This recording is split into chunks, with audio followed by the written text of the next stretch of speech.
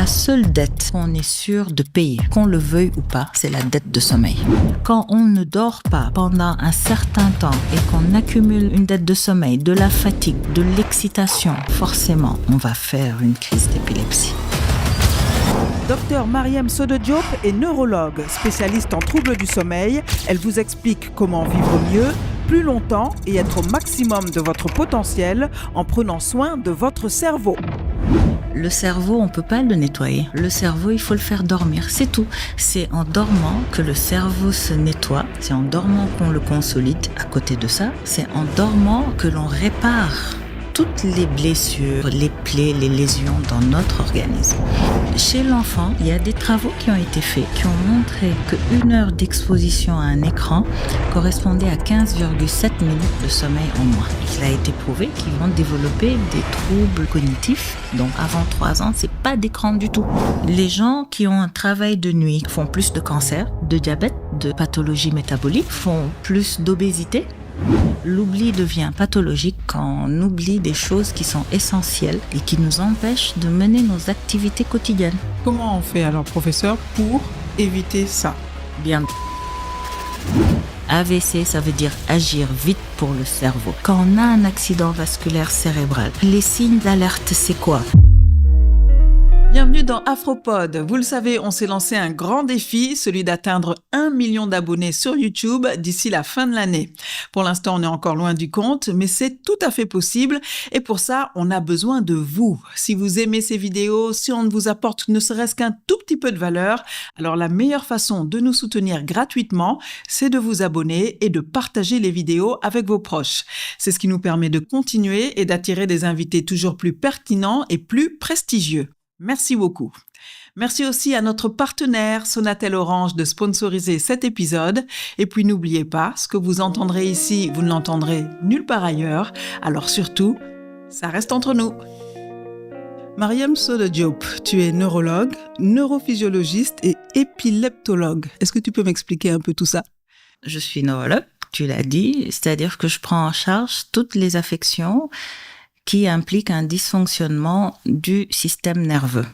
Le système nerveux, c'est le cerveau, le système nerveux central, le cerveau, la moelle épinière, et les nerfs qui émergent donc de cette moelle épinière, donc le système nerveux périphérique. Et la neurologie, donc, c'est la spécialité qui prend en charge toutes les affections qui ont un trait avec le dysfonctionnement du système nerveux. D'accord. Alors, on va se concentrer plus particulièrement sur le cerveau.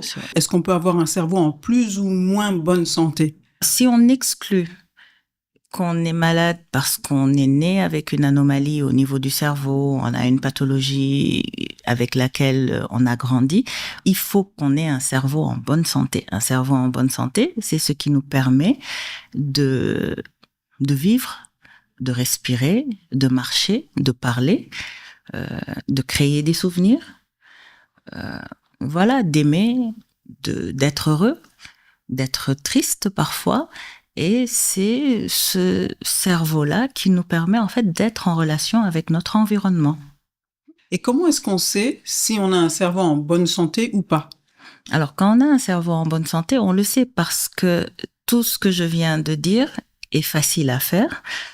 On arrive à parler, on arrive à marcher normalement, on retient des informations, on les garde, on crée des souvenirs, on dort bien, on se réveille, on est en forme et on va qu'à ses activités.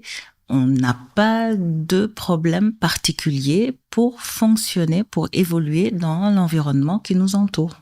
Donc, si je fais attention à la santé de mon cerveau, j'ai une vie qui est plutôt épanouie, j'ai des relations qui sont plutôt saines avec mon environnement, avec les gens, avec les choses qui m'entourent. Je me sens plutôt en forme, c'est bien ça ? Oui, et surtout si tu dors bien. C'est le fait de dormir qui va être le soubassement de cet équilibre dont tu viens de parler. Ta vie sociale, tes échanges avec les autres. Donc le sommeil est la fondation de tout ça. Exactement. Ok, ça on va en parler en détail parce que effectivement c'est très important. Quelles sont toutes les choses, si on peut aller un peu plus dans le détail, qui sont liées à la bonne santé du cerveau? Il faut savoir ce que c'est que le cerveau. Le cerveau, c'est un organe, il est situé dans la boîte crânienne. Il est constitué de 2 hémisphères, c'est-à-dire 2 parties séparées, droite et gauche, et qui sont liées par ce qu'on appelle le corps calleux, qui fait la communication entre les 2 hémisphères. Et ce cerveau, il est subdivisé en différentes parties. On a 4 parties identifiées, 4 lobes, et chacun de ces lobes a une spécialisation particulière. On a le lobe frontal, qui est à l'avant du cerveau, qui est la partie la plus volumineuse, qui s'occupe de tout ce qui est conduite sociale. Conduite sociale, c'est-à-dire qu'est-ce qu'il faut faire, qu'est-ce qu'il faut pas faire. Je suis en communauté, je dois pas dire des gros mots, je dois pas me déshabiller. C'est ce qui contrôle notre vie avec les autres, le vivre ensemble. Et puis, c'est ce lobe qui permet la planification du mouvement. C'est-à-dire comment je sais marcher. J'ai appris à marcher depuis que j'ai 1 an. C'est ce lobe qui me permet de programmer. Je me lève, je suis assise, je me lève, je dois mettre un pied après l'autre, avancer dans telle direction pour marcher. C'est le lobe de la programmation motrice. C'est le lobe de l'ego. Ok. Voilà, par exemple. À côté de ce lobe frontal, qui est dans la partie antérieure, à côté, on a le lobe temporal. Et le lobe temporal, il est ici à côté, disons, derrière l'oreille, tout à fait au fond. Et ce lobe temporal, il va gérer tout ce qui est mémoire, compréhension des mots, compréhension des sons, pour pouvoir donner une réponse adaptée à une interrogation, par exemple, tenir une discussion, une conversation. Il y a un pôle d'entrée de l'information auditive et il y a un pôle de sortie qui me permet de m'exprimer, donc de parler. Après, il va gérer tout ce qui est émotion, mémoire, souvenir. C'est le lobe par essence de la mémorisation. Après, derrière, vers la nuque, on a le lobe occipital qui est en charge du traitement de toutes les informations visuelles. Un tout petit peu au-dessus du lobe temporal, on a le lobe pariétal qui est le lobe qui intègre toutes les informations sensitives et sensorielles. C'est-à-dire, je touche, on me touche, je touche quelque chose de lisse, je touche quelque chose de chaud. C'est ce qui transmet l'information qui provient en fait du toucher exactement. Tout ce qui est sensitivo-sensoriel, une partie de ce qu'on entend, une partie de ce qu'on sent, et qui gère également la perception de l'individu de lui-même. C'est-à-dire que mon corps m'appartient, que ma main droite est ma main droite, que ma main gauche c'est ma main gauche. Et c'est un tout petit peu le lobe également, voilà, de la connaissance, de la localisation, de la situation de l'individu dans son environnement. En termes géographiques, je suis debout, je suis une personne, je suis dans une salle, voilà. C'est le lobe d'intégration de toutes les informations sensitivo-sensorielles. Pour dire que le cerveau, c'est ce qui nous fait marcher, c'est ce qui nous fait parler, c'est ce qui nous fait voir. Donc, ça nous met en relation avec notre environnement. En dessous de ces 2 hémisphères dont j'ai parlé, on retrouve ce qu'on appelle le bulbe. Le bulbe, c'est toute cette partie qui contient maintenant les structures vitales. Et c'est cette partie du cerveau qui nous met en relation avec nos autres organes.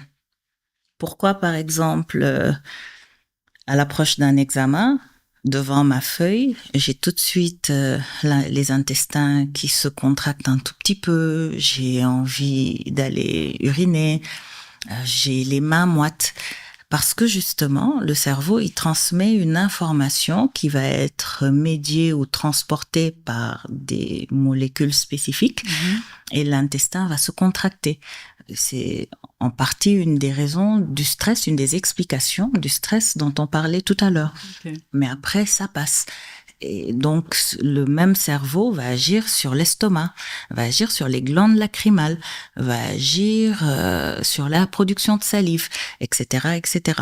Et donc, non seulement le cerveau nous met en relation avec notre environnement, mais il gère tout ce qui est fonctionnement autonome. C'est-à-dire, notre cœur bat sans qu'on l'on s'en rende compte parce que le cerveau, il joue un rôle.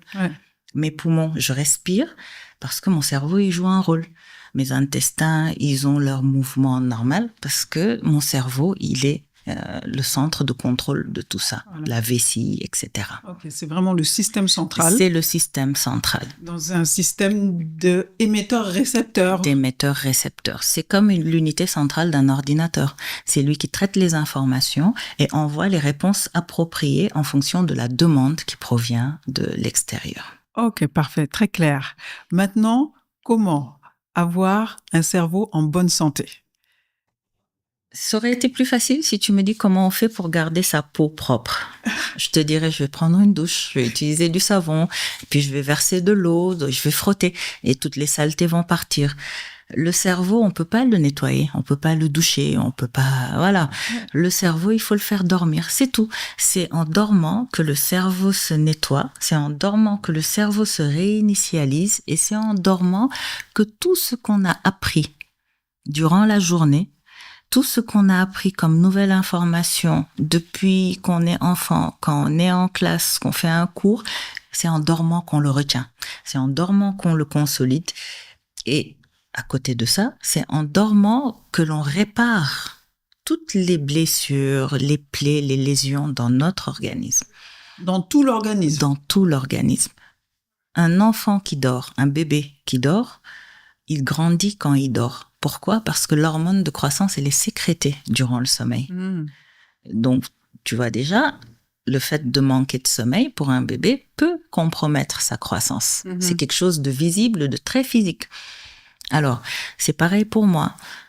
Je ne dors pas, je deviens plus fragile, je suis plus sujette à des infections. Je ne dors pas, mais j'oublie parce que ce que j'ai appris durant la journée, je ne le consolide pas. Parce qu'il faut que l'information retenue par le cerveau soit transformée, analysée, enregistrée, intégrée et envoyée, disons, dans le réceptacle de souvenirs pour créer la trace mnésique qui va me permettre de réutiliser cette information-là. Quel est le mot que tu as utilisé? La trace? La trace mnésique, c'est-à-dire la trace du souvenir. Ok. Tu sais, c'est comme dans le mot amnésique. Amnésique. C'est trace voilà, mnésique. Mnésique, M-N-E-S-I-Q-U-E. Ça a trait à la mémoire. Ok. Et donc, il n'y a pas de boîte ou de tiroir dans le cerveau. C'est-à-dire, j'ai besoin de savoir 2 x 2 font 4, j'ouvre le tiroir en bas à gauche. Non, c'est pas comme ça. Mais c'est une trace. Je l'ai appris quand j'étais à l'école au primaire. Je l'ai répété. Ce jour-là, j'étais spécialement en forme, j'aime les maths. Cette motivation qui a accompagné le fait d'apprendre 2 x 2 font 4, donc je vais le retenir. Et puis après, la maîtresse, elle va me dire, à la maison, il faut que tu révises tes tables de multiplication. Je vais répéter 2 x 1, 2, 2 x 2, 4, 2 x 3, 6. À force de le répéter, je vais créer une trace émotionnelle. C'est ça qui me permet de fixer l'information et de créer maintenant par la répétition la consolidation de ce souvenir et pour pouvoir le réutiliser plus tard quand j'en aurai besoin. Ok. Alors là, tu parles de la mémoire, c'est très intéressant. On va y revenir tout à l'heure. Je voudrais qu'on revienne sur le sommeil. Oui. Tu as dit que c'était vraiment le fondement. Parce que justement, c'est quand je dors, dans la phase de sommeil profond, que justement cette information 2 x 2 font 4, qui est quelque part dans mon cortex et qui est passée dans un autre petit organe qui se trouve au niveau du cerveau, qui est l'hippocampe, va repasser de cet hippocampe à une zone qu'on va appeler le néocortex. Parce que c'est une boucle. Et ça va quitter de là, aller à l'hippocampe qui va traiter l'information, créer la trace, et puis après le renvoyer au cortex dans un coin de mon cerveau, de mon lobe temporal, qui va être le réceptacle de tout ce que je sais, de tout ce que j'ai appris. Tout ce chemin-là se déroule pendant que l'on dort. Pendant que l'on dort. C'est-à-dire on apprend quand on est éveillé, on consolide et on retient quand on dort. Ok, très bien. Combien d'heures de sommeil par nuit il faut pour garantir une bonne consolidation de tout ça? En moyenne 8 heures. En moyenne 8 heures, c'est largement suffisant. 7 heures. Il faut savoir que depuis une 50aine d'années, l'humanité a perdu 1 heure de sommeil. Pourquoi? Parce que on est soumis à de nombreuses stimulations et voilà, on dort moins que nos grands-parents il y a 50 ans. Après, ce qu'il faut savoir, c'est que il y a des types et c'est génétiquement déterminé. Il y a des gens qui sont des gros dormeurs. Il leur faut 8 heures pile poil ou 8 heures 30 minutes, 9 heures de sommeil Parfois pour 9 heures, être bien. Il y a des gens avec 6 heures de sommeil, mais ils sont au taquet. Ok. Ils sont bien, ils fonctionnent normalement. Entre les deux, il y a ceux à qui il faut 7 heures. Voilà, 8 heures. S'ils atteignent 8 heures, c'est pas plus mal. Mais il y a ce type-là. Est-ce que l'heure à laquelle on se couche a une importance sur la qualité du sommeil et la consolidation de tout ce qui doit être fait au niveau de notre cerveau? Au-delà de l'heure à laquelle on se couche, c'est le sommeil de nuit. Le sommeil de nuit, il est indispensable. Il faut que l'on dorme la nuit. Parce que quand on dort la journée, on n'a pas une structure de sommeil identique à comment on dort la nuit. Je vais rentrer un tout petit peu dans l'explication de comment on dort. Alors, quand le sommeil est organisé par cycle, ce sont des cycles de 90 minutes. On s'endort, c'est-à-dire c'est l'endormissement, on somnole. Après, on s'endort, c'est un sommeil léger. Et puis après, le sommeil devient de plus en plus profond. Physiquement, comme on le sait, on s'endort, on est à moitié éveillé, moitié endormi. Quand on est dans le sommeil léger, un petit bruit peut nous réveiller. Et plus on va dans le sommeil profond, il faut une stimulation plus forte pour nous réveiller. Il faut carrément taper, donner un coup, allumer la lampe, faire beaucoup de bruit pour qu'on se réveille. On l'apparente d'ailleurs parfois à la petite mort. Et puis après cette phase de sommeil profond, il y a la phase de sommeil paradoxal. Et ce qui est important, c'est que chacune de ces phases correspond à un moment ou un événement particulier, en tout cas se produit dans le sommeil. Donc le sommeil lent, le léger, c'est un rappel des troupes. Écoutez, c'est l'heure d'aller dormir, tout le monde se met au garde à vous, on va aller se coucher. On synchronise ces neurones. On va faire une seule chose, c'est se mettre en mode off et aller dormir. Après, le rythme de sommeil change. On passe de rythme éveillé, alpha, qui est le rythme physiologique. On commence à avoir un rythme un peu plus lent. Le rythme alpha, c'est autour de 8 à 12 cycles par seconde. Okay. Après, on va passer à 6, 5, 4 cycles par seconde. Et puis après, au fur et à mesure que le sommeil devient profond, on va faire du delta, qui est du 3, du 2, du 1 cycle par seconde. Et c'est cette phase de sommeil lent profond qui correspond à la phase justement où tous les processus métaboliques, biochimiques, hormonaux se mettent en place dans l'organisme. Je m'étais coupé un ongle, j'ai saigné, l'information est arrivée, il faut que je fasse naître des petites cellules cutanées pour aller remplacer les cellules que j'ai abîmées. Ok, ça se passe dans la phase delta du sommeil. Non, durant la phase de sommeil profond. Le sommeil profond. Et puis après, la phase de sommeil paradoxal qui vient en dernier, c'est la période où on rêve. Pourquoi on l'appelle sommeil paradoxal? Parce que le cerveau, il est en mode activité maximale, à 100%. Comme si j'étais en train de résoudre un problème mathématique, mais ça va être en paradoxe avec une atonie, c'est-à-dire une perte de tonus absolue de tout mon corps. Parce que durant cette phase maintenant, c'est là qu'on construit les rêves. Et donc, le cerveau, il fonctionne à son plus fort potentiel. Étant donné qu'on peut avoir des rêves violents, si je rêve que je vole et que mon corps n'est pas immobile, je peux me lever, aller à la fenêtre, l'ouvrir et voler. C'est un accident est arrivé. Je rêve que je me bats contre un lion, je peux donner des coups à mon conjoint sans m'en rendre compte. Donc, ça va être une période du sommeil durant laquelle le cerveau, il a une activité, mais totalement 100% dynamique avec une atonie complète du corps. Et pourquoi ce cycle de sommeil est important? Quand on s'endort avant minuit, la phase d'endormissement, de sommeil lent est plus longue que la phase de sommeil profond, qui est plus longue que la phase de sommeil paradoxal. Quand on s'endort avant minuit. Avant minuit. Et plus on se rapproche du lever, disons 6 heures, si je me réveille à 6 heures, plus ma phase de sommeil léger et de sommeil profond diminue au profit du sommeil paradoxal. Ok. D'accord? Parce que au moment où je suis en sommeil paradoxal, tu vois, tous les processus dont je t'ai parlé, qui sont mis en branle en sommeil profond, vont maintenant s'appliquer, se structurer, voilà, le cerveau, il se remet en marche, etc. Et quand on dort pas la nuit, on n'a pas assez de temps pour avoir assez de sommeil profond pour mémoriser, par exemple, les infos qu'on a apprises durant la journée. Et on n'a pas assez de sommeil paradoxal pour faire marcher notre machine cérébrale à émotions, à rêves, à tout ça. Parce que tout ça, ça a un effet après sur le cerveau en tant que tel, sur la cognition, etc. Okay. Et il n'y a que la nuit qu'on a 4 heures, 6 heures, 8 heures de sommeil pour avoir 4 ou 5 cycles de sommeil de 90 minutes. Ok. Est-ce que tu comprends? Ouais, je comprends. Alors, mais j'ai des questions quand même.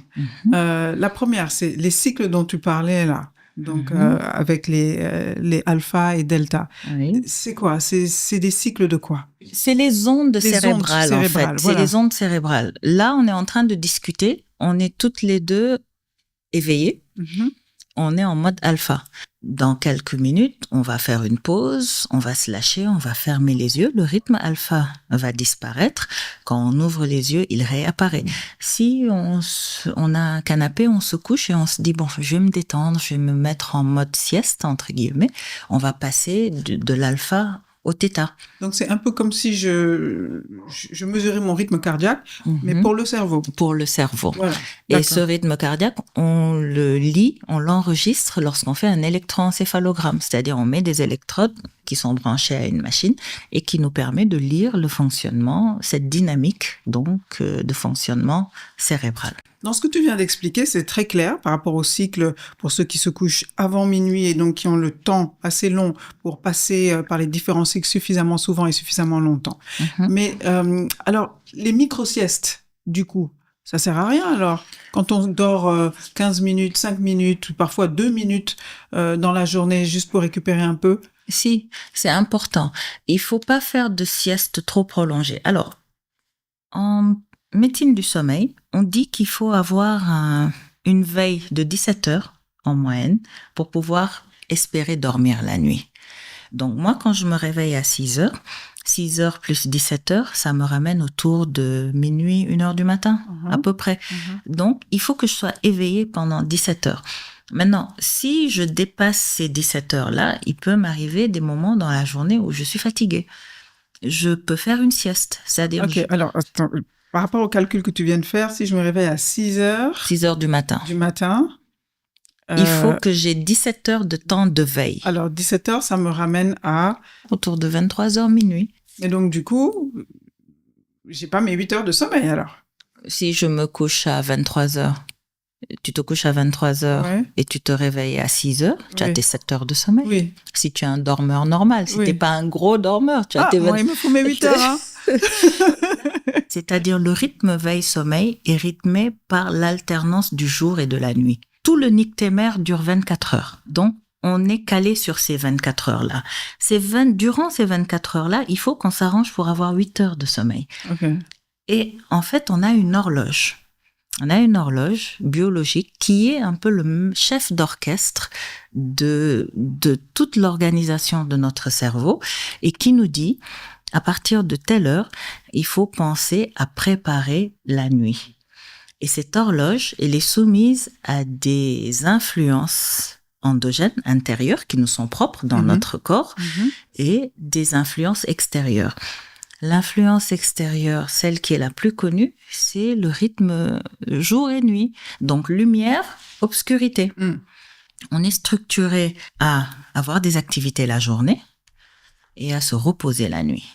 Donc, qu'est-ce qui se passe quand on se réveille? On est exposé à la lumière naturelle, la lumière du soleil.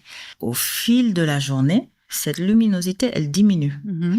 En même temps, il y a ce qu'on appelle 2 processus qui vont entrer en jeu. Qu'est-ce que ça va faire?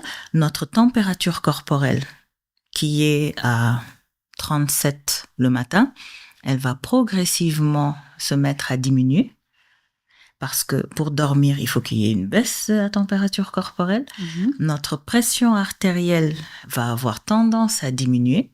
On va sécréter des hormones qui vont nous préparer à dormir et on va emmagasiner assez de fatigue physique qui vont nous imposer à un moment donné, qui est la nuit, de nous arrêter et d'aller nous coucher pour faire une rupture entre le temps d'activité et le temps de repos. Et qu'est-ce qui se passe?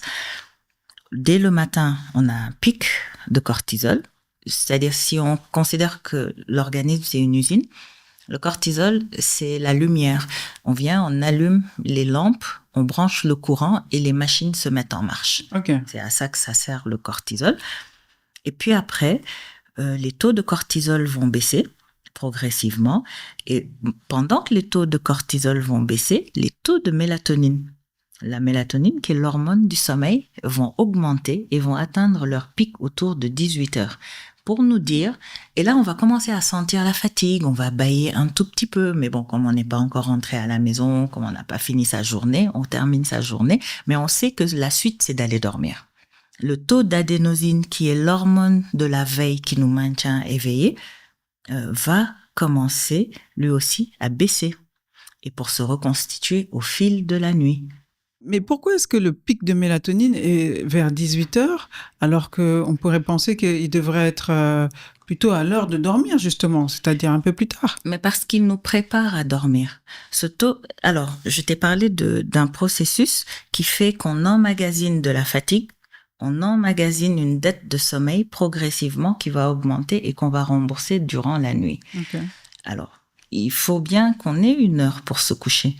Et c'est l'heure, cette heure, si tu le vois, 18 heures, ça correspond à un moment où la luminosité naturelle, elle baisse. Donc, le soleil se couche.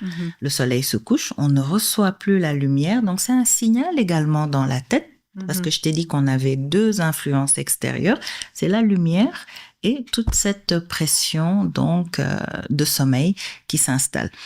Et donc la lumière va baisser, l'organisme dans sa tête on se dit c'est l'heure d'aller se coucher.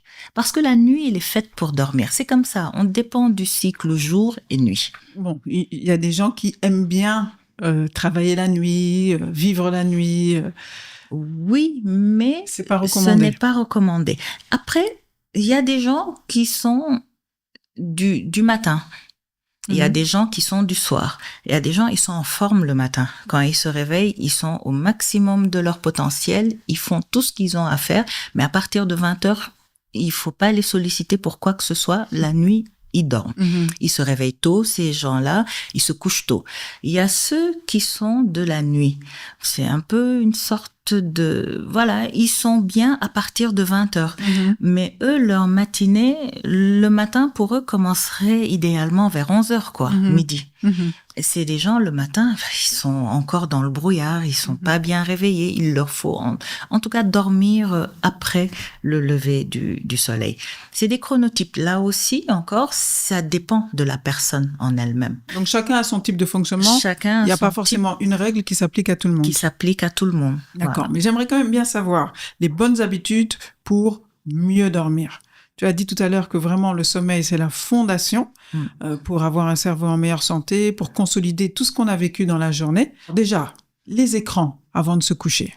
Je t'ai dit que la lumière, les synchroniseurs externes, c'est la lumière et l'alternance jour-nuit et toute cette pression donc de sommeil qui va aller en augmentant la fatigue, voilà, la faim, la température qui va baisser progressivement, etc.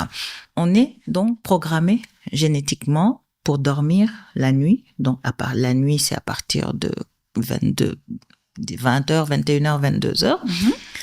Et se réveiller le matin avec le soleil et continuer ses activités. La lumière. Je t'ai dit aussi que le taux de mélatonine, qui est l'hormone du sommeil, augmente progressivement et s'accompagne en fait avec la baisse de la luminosité. Donc, quand mon taux de mélatonine augmente pour atteindre son pic à 18 heures et que moi, à 22 heures, je suis au lit, donc en train de somnoler, mais que j'utilise mon téléphone, je suis exposée à de la lumière. Et cette lumière bleue, elle va bloquer la sécrétion de mélatonine. Ok. C'est pour ça que la mélatonine, elle est produite quand la lumière diminue. Ok, d'accord. D'accord? Et donc, les écrans de tous ces appareils, smartphones, tablettes, ordinateurs, ils produisent de la lumière bleue. Et donc, du coup, on retourne dans une phase d'éveil, alors qu'on devrait être en train de se préparer à dormir ou de dormir. En plus de cette lumière bleue, quand on regarde, par exemple, des vidéos sur un réseau social, un film, il y a du contenu. Et donc, on est en train de créer une émotion. Tu vois? Et puis après, quand on fait que scroller, par exemple, on défile des petites vidéos de 5 minutes de personnes qui chantent et qui dansent, ça crée un effet de plaisir parce qu'il y a la sécrétion de dopamine qui se fait. La dopamine, c'est l'hormone du plaisir. Et puis, comme on aime bien avoir du plaisir, on continue de scroller. Et on a des toutes petites doses qui viennent en shot, tu vois, et ça nous stimule, ça nous permet de rester. Et quelque part, dans notre tête, ça nous dit, n'arrête pas, continue, tu y trouves du plaisir, c'est bien. Donc déjà, il y a la lumière bleue qui va bloquer la production de mélatonine, donc décaler mon endormissement. Et après, il y a ces informations-là que je reçois qui constituent un certain intérêt pour moi, qui m'empêchent d'arrêter et de dormir. Et donc, du coup, je peux rester. Puis, subitement, je regarde l'heure, il est 3 heures. Ça veut dire qu'il faut quand même éviter les écrans? Au moins 2 heures avant d'aller se coucher. Tu nous demandes beaucoup, là. Ah oui, c'est ça. 2 heures avant de se coucher? Chez l'enfant, il y a des travaux qui ont été faits, qui ont montré que 1 heure d'exposition à un écran correspondait à 15,7 minutes de sommeil en moins. Imagine ce que ça fait chez cet enfant-là quand, par exemple, un enfant a besoin de plus d'heures de sommeil que l'adulte. Quand on donne un écran à un enfant à partir de 18 heures, il est devant sa tablette, il regarde ses dessins animés, tout ce qu'il regarde. Chaque heure d'exposition réduit de 15 minutes son temps de sommeil. Ok. Et tu vois, imagine si le sommeil est important pour l'adulte, pour l'apprentissage, pour la consolidation des acquis, des émotions. Imagine ce que ça doit être pour l'enfant dont le cerveau est en maturation, dont le cerveau est en structuration. Il retient rien. C'est des informations qui viennent sans lien logique, parfois. Et donc, il retient des bribes de mots, des bribes d'informations. Après, ces enfants-là, il a été prouvé qu'ils vont développer des troubles cognitifs, des troubles de l'apprentissage quand ils grandiront. Donc, autant je dis pas d'écran 2 heures avant de se coucher, autant chez l'enfant, avant 3 ans, c'est pas d'écran du tout. Pas d'écran du tout avant 3 ans. Pas d'écran du tout. À partir de 3 ans, c'est des petites tranches de 30 minutes avec un contrôle du contenu qu'il regarde, parce que dis-toi que l'hormone du plaisir, la dopamine, est sécrétée à tous les âges et elle crée de la dépendance parce qu'on a envie de vivre cette émotion, cette euphorie, on est content et on scrolle, on lâche pas son écran et ça crée une dépendance. Et cette dépendance, elle est plus facilement créée, elle est plus importante quand le sujet est jeune. Donc, chez l'enfant, chez le bébé, chez le nourrisson, chez l'enfant, chez l'adolescent. Ok. Donc, il faut vraiment faire attention à ces écrans. Faire attention à ces écrans. C'est addictif et ça a des conséquences qu'on imagine. Ça a des conséquences, oui. Qu'en est-il de la température quand on dort? Est-ce qu'il vaut mieux dormir dans des environnements frais? Est-ce que la chaleur est un problème? Alors, quand je dis préparer sa nuit, tout ça, ça compte. Ok. On sait que pour dormir, il faut que la température du corps soit basse. Elle diminue progressivement au cours de la journée. Mais si on peut aider le corps à ramener sa température à une bonne température idéale pour dormir, on peut l'aider. On peut prendre une douche, pas trop chaude, pas trop fraîche, pour se rafraîchir. Après, on organise son environnement de sommeil. Il faut un lit confortable, il faut une chambre, un endroit pour dormir, parce qu'on dort pas debout, on dort couché. Il faut un lit.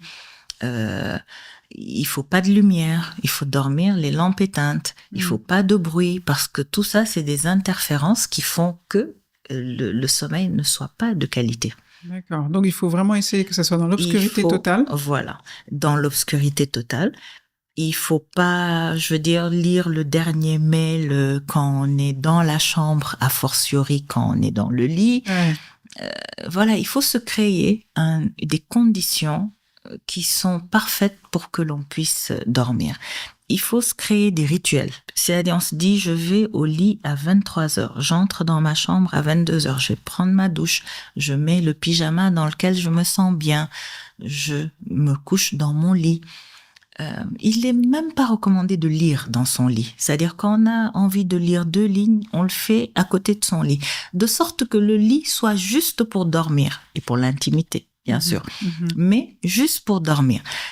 Et donc, ça va améliorer la qualité du sommeil. On dormira suffisamment parce que dès qu'on se met au lit, on va dormir et ça va améliorer l'efficacité du sommeil. C'est-à-dire quand on se réveille, on sera en forme.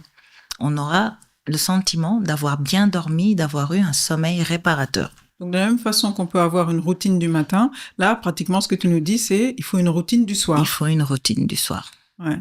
On peut même mettre, moi je sais que j'avais mis ça, le problème c'est que je le respecte pas toujours, j'ai mis une alarme dans mon téléphone, 21h30, commencer à penser à aller se coucher. Aller se coucher, voilà. Avec effectivement différentes étapes. Jusqu'au sommeil. Exactement. Donc on évite même le téléphone dans la chambre alors? Dans le meilleur des mondes, oui. Pas de téléphone, pas de télé. Pas d'ordinateur. Ça, c'est dans le meilleur des mondes. Hein. C'est vraiment c'est un peu utopique, je crois. Je pense qu'il faut faire l'effort d'y arriver. Ben, ça en vaut la peine. Parce que sinon, les conséquences, c'est quoi aussi? Les conséquences, déjà, on oublie. Ouais. Parce qu'on n'aura pas eu le temps de retenir tout ce qu'on a appris. On ne créera pas de nouveaux souvenirs. Ouais. On va être fatigué. Parce que, je t'ai dit, la nuit, tout se répare. C'est-à-dire, on produit des endorphines. Les endorphines, c'est des sortes d'analgésiques.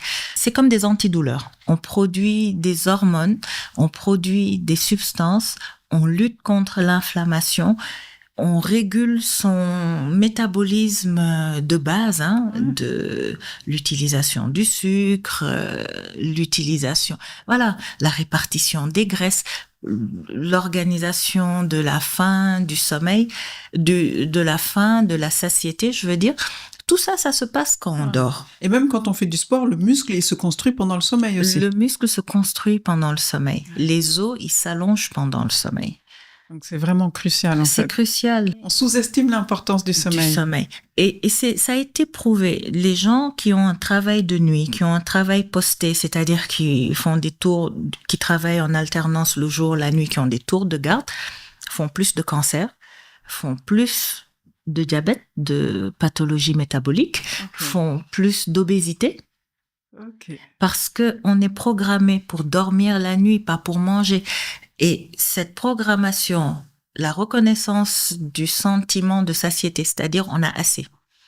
On coupe l'appétit, on mange plus.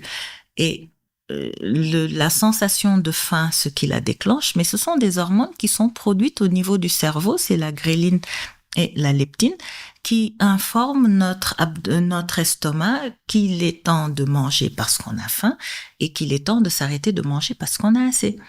Et donc, tout ça, c'est perturbé. Ouais. Si on écoute tout ce que tu dis, en fait, c'est très clair.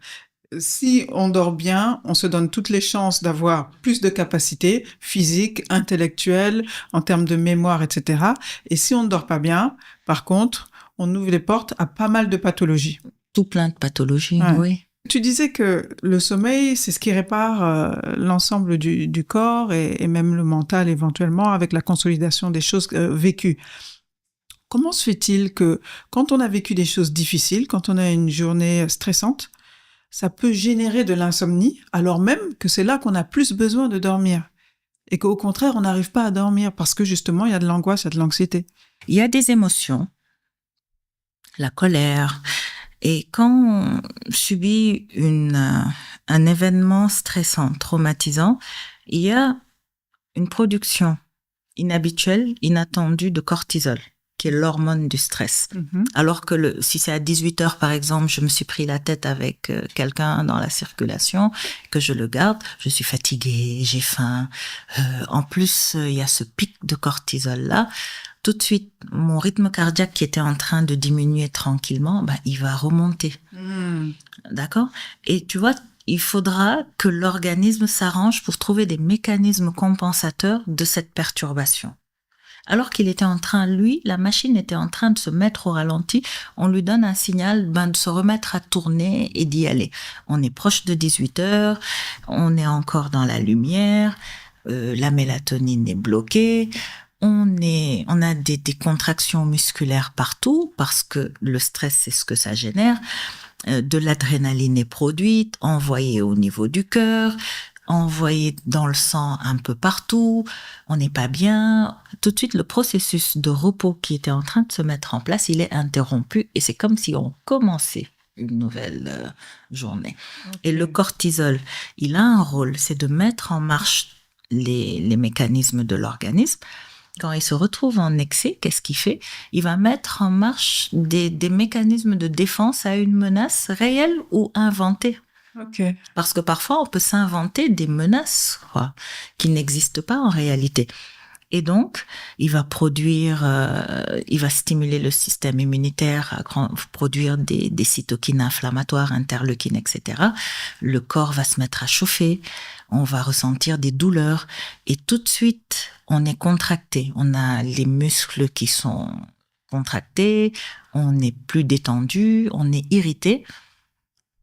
On n'est plus dans les conditions de dormir. D'accord. Maintenant, au moment de dormir, on a décalé son premier cycle de sommeil. Après, pour le catch-up, ça va être difficile pour le rattraper. Oui. Parce que le cycle de sommeil de 90 minutes, on ne peut pas le prendre au milieu. Oui. Il faut attendre le prochain. Et 90 minutes sont déjà passées. C'est 1h30. Tu vois ? Donc, si on dormait à 23h, ça va être minuit et demi, 1h. Ainsi de suite. Et parfois aussi, on s'endort et puis on se réveille en plein milieu de la nuit, 3h, 4h du matin. Ça peut arriver. Ça correspond à la fin d'un cycle. Alors, il y a des éveils brefs, courts, on ouvre juste les yeux. Il y a des éveils, on bouge, on s'étire, on se retourne. Mais en général, on se rendort aussitôt. C'est comme le bébé. Des fois, son enfant dort la nuit, il se réveille, il pleurniche un peu. Il faut pas le prendre. Il va retourner dans un nouveau cycle de sommeil. Parce que les cycles, il faut les voir comme des wagons. Tu vois, un train, les wagons sont pas collés. Il y a un espace entre les deux. Donc, le cycle de sommeil correspond au wagon. Donc, le cycle 1, c'est le wagon 1. Le cycle 2, c'est le wagon 2. Et il y a un petit laps de temps entre les deux.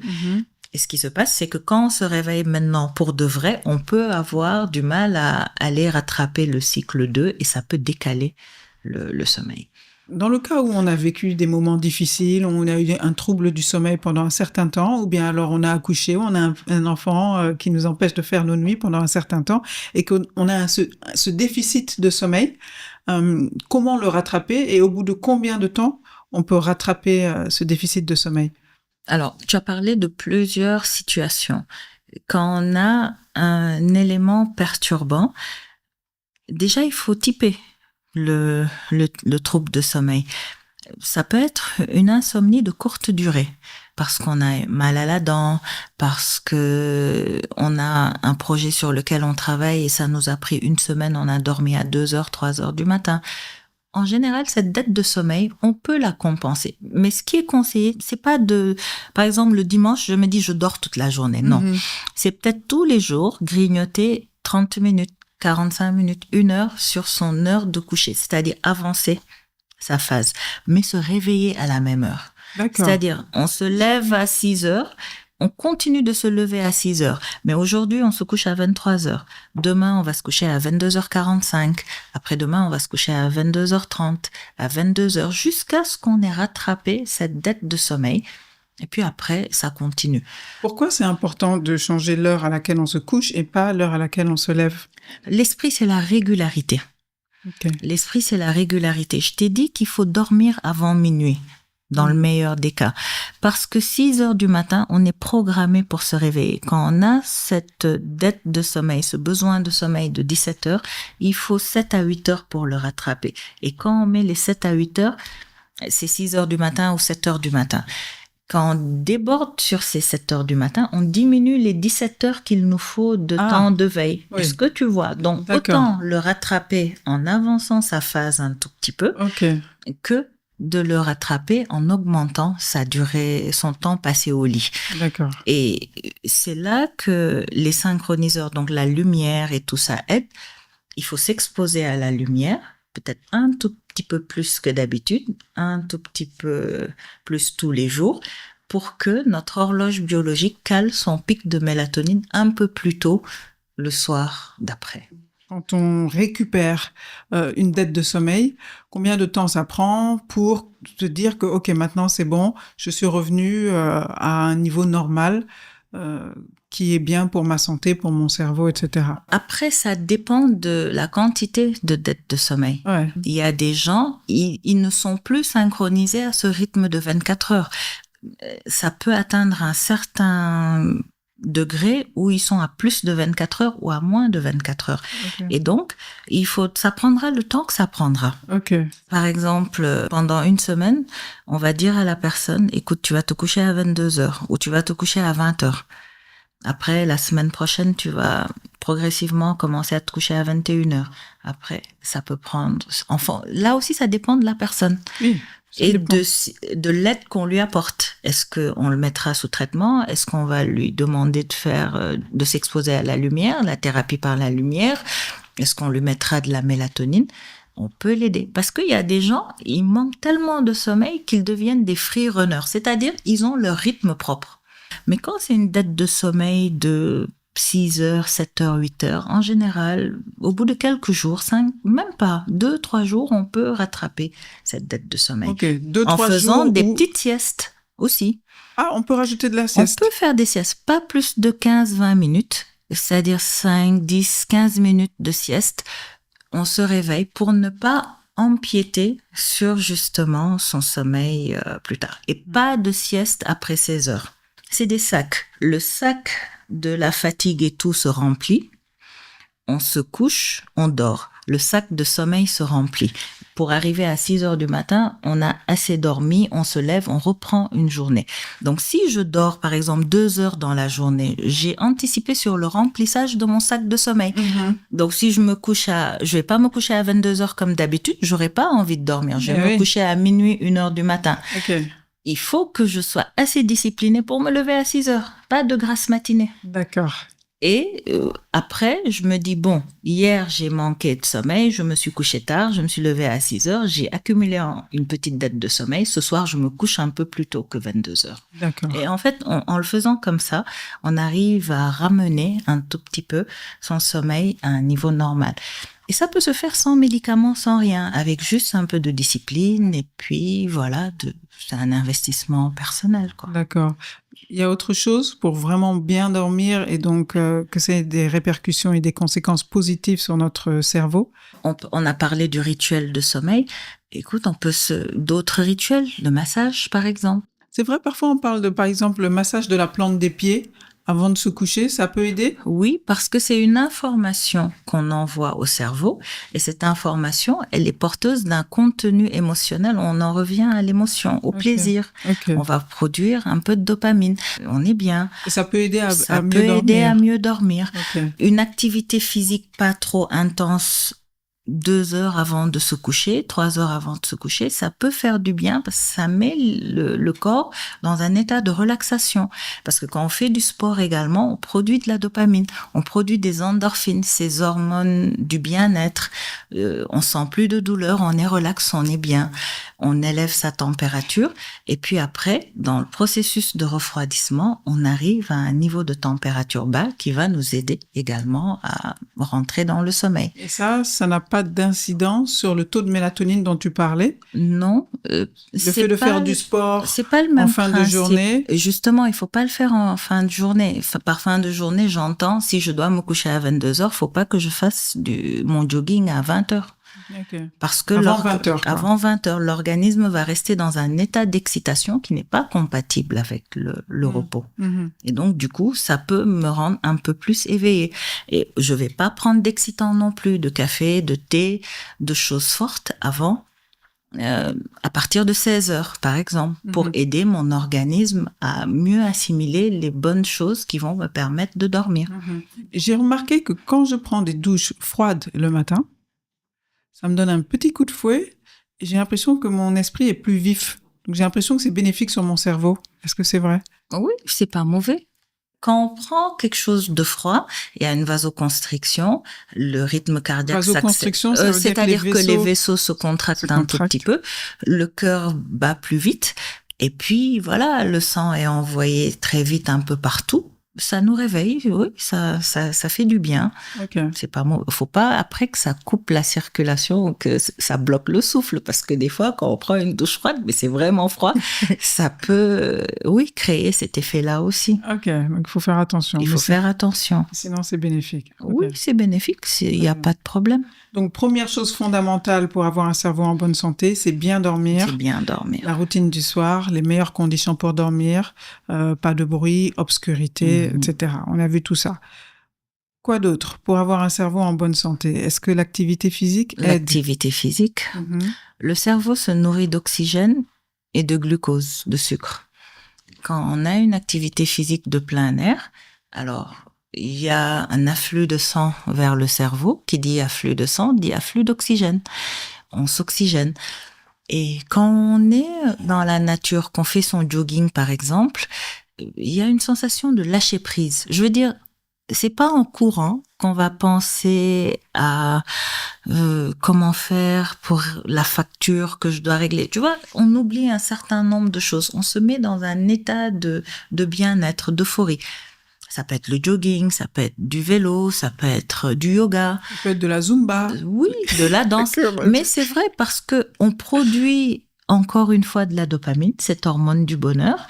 En plus de ça, quand on fait de la danse, mais imagine, on est en train de faire travailler plusieurs zones du cerveau.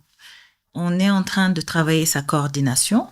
On est en train de travailler la coordination, ça implique j'entends un son, je l'analyse comme étant un rythme qui me fait bouger et je bouge en tenant le rythme. Donc, on va pas bouger en essayant de pas perdre le rythme et penser à sa facture d'électricité le lendemain. Ouais.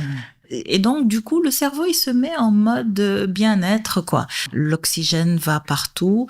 Voilà, le cerveau en profite pour se nettoyer. On est heureux, on est bien quand on fait du sport. D'accord. Donc, quand on fait de l'activité physique, qu'est-ce qui se passe concrètement au niveau du cerveau? Parce qu'il paraît que ça a même des conséquences sur potentiel Alzheimer, etc. C'est-à-dire que plus les gens font d'activité physique, plus ils réduisent leur possibilité, leur probabilité d'avoir ces maladies neurodégénératives. C'est un tout. Il y a l'activité physique, il y a le sommeil. Tu as parlé de la maladie d'Alzheimer, il y a un tout petit peu de génétique qui entre en compte. On est programmé génétiquement à faire une dégénérescence de son cerveau parce que dans la famille, il y a eu des aïeux qui ont fait cette maladie d'Alzheimer. C'est une maladie dégénérative. Mais ça nous protège des autres troubles cognitifs qui ne sont pas maladie d'Alzheimer. Et ça nous fait bien dormir. Et quand on dort, dans la maladie d'Alzheimer, on a trouvé qu'il y a une accumulation de protéines anormales dans les neurones. Et quand on dort, ces protéines anormales, au lieu de s'accumuler dans les neurones, elles sont éliminées dans le système lymphatique, qui est le système de nettoyage, les éboueurs de l'organisme, du sang. Et donc, quand on fait du sport, je te l'ai dit, on diminue son hormone de stress, le cortisol, on augmente son taux de dopamine, on baisse sa température quand on a fini 30 minutes après, on augmente sa quantité de mélatonine, on dort bien le soir. On dort bien le soir, on nettoie son cerveau. On remet tous les circuits en place. On a une alimentation saine, c'est-à-dire on mange des fruits, on mange des légumes, on mange des bonnes graisses, on boit beaucoup d'eau, mais on est en train d'apporter à son cerveau tout ce dont il a besoin pour bien fonctionner. Ok. Est-ce que les nutriments qu'on absorbe aussi... Mais oui, par exemple, si je prends la sérotonine, qui est une autre hormone, et qui est l'hormone, en vrai, c'est l'hormone du bonheur. Si on dit que la dopamine, c'est l'hormone du plaisir, la sérotonine, c'est l'hormone du bonheur. Il y a un précurseur de la sérotonine que l'on retrouve dans les aliments. C'est un acide aminé qu'on ne fabrique pas nous-mêmes, mais qu'on retrouve dans les aliments. Dans quels aliments, par exemple? Dans le chocolat. Ok. Dans les noix. Ok. Dans les noix, dans les légumineuses, tout ce qui est haricots, maïs, genre dans les céréales complètes. D'accord? On a des oméga 3 qui sont des bonnes graisses, parce que tu sais, le neurone, c'est une cellule, et la membrane cellulaire, elle est constituée d'acides gras, de chaînes d'acides gras, donc c'est de la graisse entre guillemets, et donc il faut de la graisse pour entretenir cette graisse-là. D'accord. Mais il faut pas utiliser des mauvaises graisses qui vont venir créer plus de dégâts et obstruer nos vaisseaux en périphérie et empêcher le sang d'arriver correctement au cerveau. D'accord. Alors, donc il faut bien manger. Ce gras, on le trouve dans le poisson, le maquereau, les sardines, le saumon pour ceux qui vivent dans les zones où il y en a, et c'est très bien. D'accord. Et au-delà du neurone en tant que tel, le neurone a un prolongement. L'axone est entouré d'une gaine de myéline qui est aussi formée d'acides gras. Et cette gaine de myéline-là, c'est des acides gras. Et donc, ces graisses qu'on consomme, qui sont de bonnes graisses, vont rentrer dans la construction, dans la réparation de cette gaine de myéline. C'est pour ça qu'il faut pas se mettre en mode régime. Je ne mange pas de graisse, pas de sucre, pas de sel. Non, il faut des bonnes graisses. Il faut une quantité modérée de sucre. Il faut une quantité modérée de sel. Il faut boire beaucoup d'eau. Et il faut pas manger de viande grasse ou beaucoup trop d'huile de mauvaise qualité.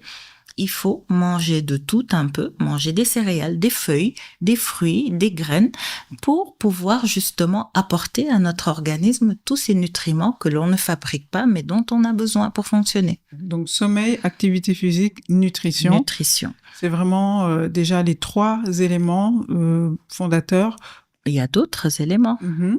Lesquels? Il faut être stimulé. Si moi je suis dans mon coin, j'échange avec personne, je lis pas, je ne sors pas, je ne regarde pas la télé, je n'écoute pas la radio.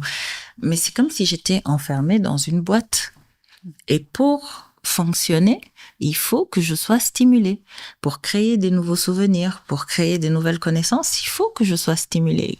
C'est pour ça que les gens qui sont en isolement vont développer les mêmes conditions de stress que les personnes elles vont développer une dépression, elles vont avoir des niveaux d'angoisse beaucoup plus élevés que les personnes qui ont un réseau social, c'est-à-dire un réseau d'amis, une association, aller à son église, aller à sa mosquée, participer à des activités associatives.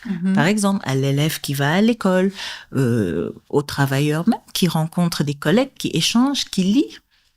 Mais est-ce que cette stimulation-là, à travers mon téléphone, est-ce que c'est pas suffisant aussi pour sortir de mon isolement? C'est pas suffisant et c'est mauvais. Tu sais pourquoi? Parce que cette stimulation, on en a parlé rapidement tout à l'heure, on produit de la dopamine à petite dose, à des moments, ça vient comme si on appuyait sur un bouton, tac, tac, tac, et ça vient. Quand on arrête, ça s'arrête. Entre-temps, on s'est habitué.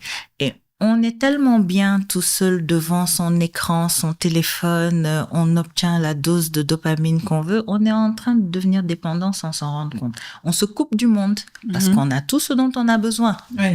Dans sa chambre, sur son lit, avec sa tablette, son smartphone ou son ordinateur. Mais sauf que, apparemment, on a besoin de plus que ça. On a besoin de plus que ça parce que cette stimulation-là, elle n'est pas suffisante.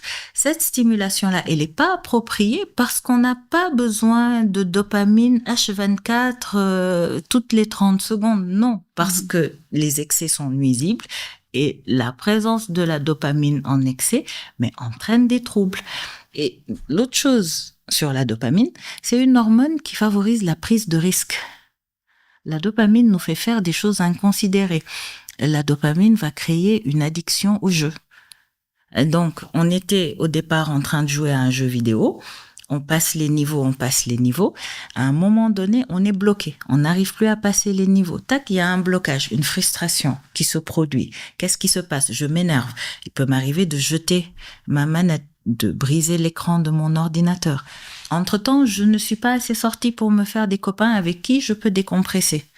Donc, je reste dans mon coin. Par ricochet, je suis tellement dans mon jeu. Si je quitte 5 minutes, c'est Nabou qui est à Sydney, elle va me dépasser. Donc, je mange sur place. Je ne bouge pas. Je prends du poids. Je me crée des douleurs, je me crée de l'inflammation, je me crée des maladies. Après, c'est un cercle vicieux qui se produit. Et ces personnes-là deviennent après des inadaptés, sociaux. Ils n'arrivent plus à s'intégrer dans ce tissu-là. Pendant ce temps, on aurait pu aller lire un livre, parce que quand tu lis un livre, tu stimules d'autres zones du cerveau. Je t'ai parlé de la région occipitale qui intègre toutes les informations visuelles, la lecture, les lettres, les chiffres et tout ça, quand je les lis. Alors, je lis un livre qui me parle de 20 milieux sous les mers, par exemple. C'est les fonds marins.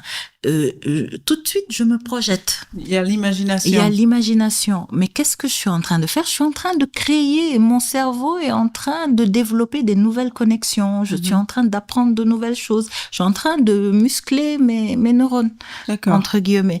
On est avec son stock de neurones. Ouais.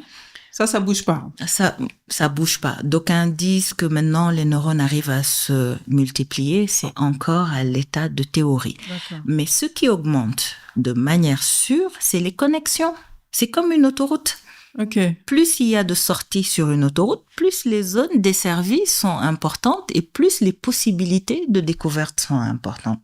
Excellent. Et maintenant, quand on lit, quand on écoute de la musique, quand on fait du piano, quand on fait de la broderie et quand on fait de la peinture. Mais imagine tout ce qu'on est en train de développer, toutes ces nouvelles connexions, toutes ces zones du cerveau qui, a priori, n'ont rien à voir.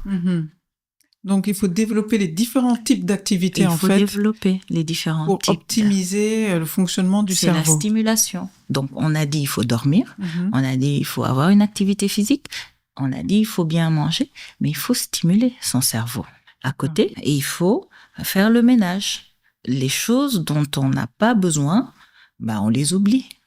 Tout ce stockage d'informations, je me remémore ça, j'oublie ça. Ça se fait aussi pendant la nuit, pendant le sommeil. En fonction du besoin. Parce que c'est pas conscient. Là, on va sortir un peu du sommeil si on rentre dans la mémoire.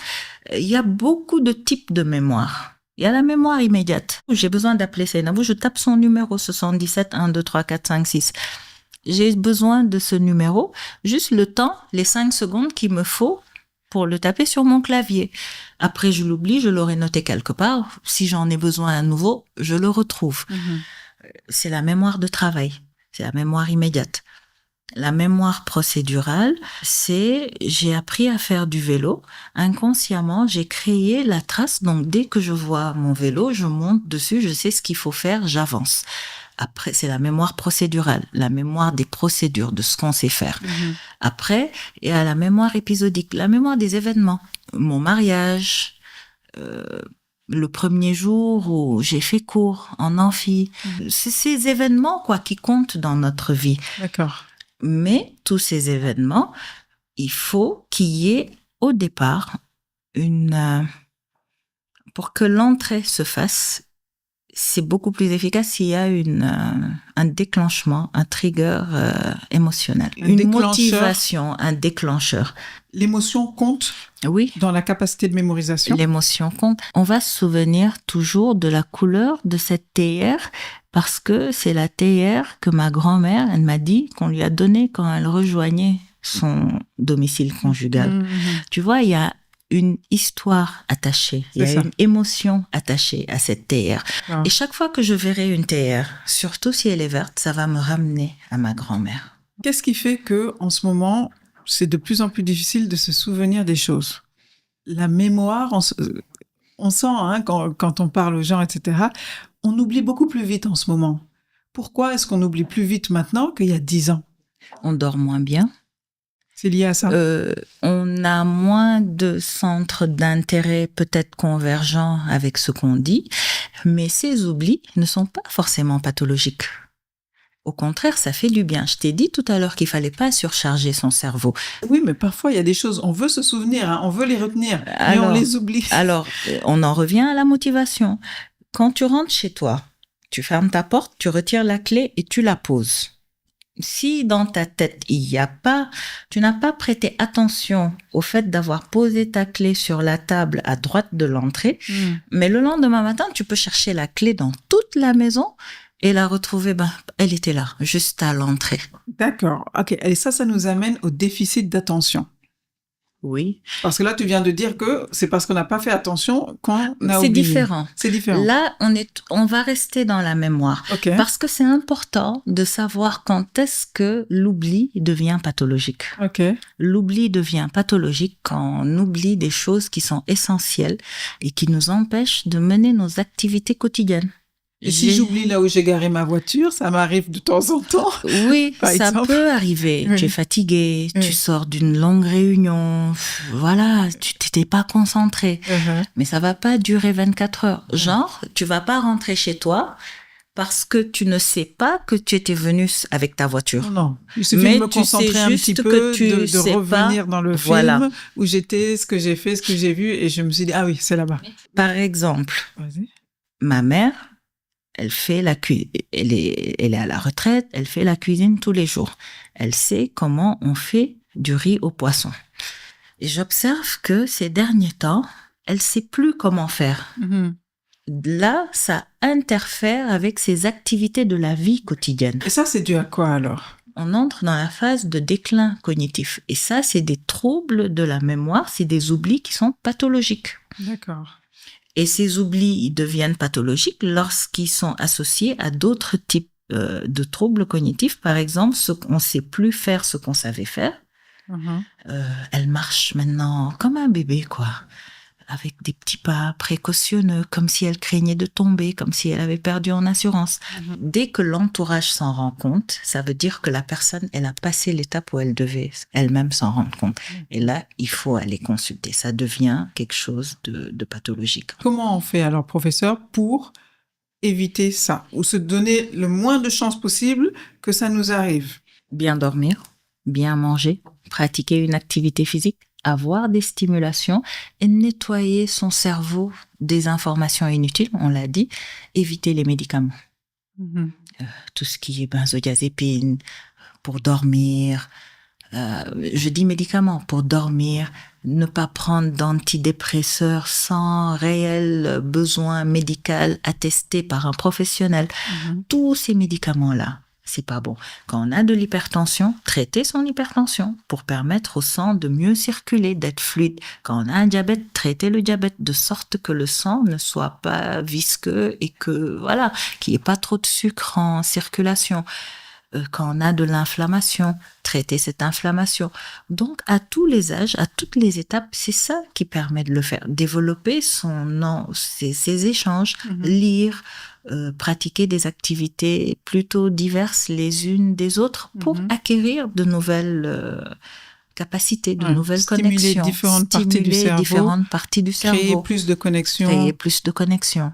D'accord. Et ça permet, on entretient donc par la même occasion son cerveau. Est-ce que lire un bouquin imprimé sur des feuilles et lire sur un écran le même texte, est-ce qu'il y a une différence pour le cerveau ? Ça fatigue. Lire sur un écran va fatiguer plus le cerveau, donc diminuer l'envie et la motivation de poursuivre. Lire sur un livre, c'est moins agressif. Il n'y a pas trop de lumière, il n'y a pas trop... Et puis, il y a ce contact avec la feuille. Ça, par exemple, les vrais lecteurs le savent. Les vrais lecteurs, ils n'aiment pas lire sur les plateformes de lecture. Ils n'aiment pas. Non. Ils aiment l'odeur de la feuille. Quand tu lis un livre, mais tu le touches. Tu envoies une information sensitive, sensorielle au lobe pariétal. Tu vois des lettres. Mon cerveau postérieur, mon cortex occipital, il analyse des lettres. Ça fait 2 zones du cerveau que je stimule. Comment est-ce qu'on peut se motiver son cerveau en fait, pour avoir toutes ces différentes activités? Parce que bon, tu le dis comme ça, mais c'est quand même pas évident dans sa vie de tous les jours. Quand on a souvent la flemme, quoi, où on se dit bon, ouais, c'est bien beau tout ça, mais c'est pas pour moi ou j'ai pas envie de faire ça. Déjà, savoir qu'il faut qu'on soit en bonne santé. Bon, je pense que ça vaut le coup. Ouais. Pour soi. Personne n'a envie de mourir à 30 ans, 40 ans. Personne n'a envie d'être dément. Il faut qu'on prenne conscience qu'on doit entretenir ce corps-là. Parce que si je me réveille demain malade, parce que j'ai pas dormi, j'ai eu une grosse insomnie, j'ai pas dormi, mais je suis pas fonctionnelle au bureau. Et le dossier, il se réglera pas tout seul. En fait, souvent, on sacrifie son bien-être pour autre chose. Alors qu'en fait, le bien-être, ça doit être le début et la fin de toute chose. C'est-à-dire que c'est vraiment la chose à ne pas sacrifier. C'est la chose qu'on doit rechercher en permanence. Surtout que certains troubles de la mémoire, certains troubles cognitifs, il n'y a pas de traitement en réalité. Ouais. Donc, si on ne fait pas gaffe, une fois que c'est parti, c'est parti. Une fois que c'est parti, c'est parti. Une maladie d'Alzheimer, mais on la soigne pas. Des troubles du comportement, des troubles cognitifs qui se sont installés du fait d'une complication, d'une hypertension maltraitée, on récupère pas. Mais alors justement, si je veux optimiser mes capacités cognitives, par exemple, est-ce que je dois prendre des vitamines, des compléments, du magnésium? C'est pas toujours mauvais de prendre des compléments alimentaires, mais si tu veux accroître tes capacités cognitif, c'est stimuler ton cerveau, c'est des psychostimulants que tu prends, mais ces psychostimulants, c'est des drogues. Et ça altère secondairement ton cerveau. Ça alors, le détruit. comment je le fais de façon naturelle alors et bénéfique? On fait du sport, on diversifie ses centres d'intérêt, on va apprendre autre chose. Moi, j'ai bien envie d'aller apprendre à coudre, d'apprendre à peindre, de jouer d'un instrument de musique. Donc, par exemple, les étudiants qui sont focalisés sur leurs cours et qui ne dorment pas de la nuit, ça, c'est inutile. C'est inutile. C'est inutile. Il vaut mieux prendre délétère. Du temps, faire autre chose. Oxygéner le cerveau, bien dormir, faire un peu de sport. Il faut s'aménager des plages de repos. Il faut s'aménager des plages durant lesquelles on intègre tout ce qu'on a ingurgité comme information. Ouais. Il faut dormir pour les assimiler. D'accord. C'est difficile à croire. L'étudiant va te dire non, mais si je dors, c'est 1 heure que je perds. Non, c'est 1 heure qu'il gagne. Ouais.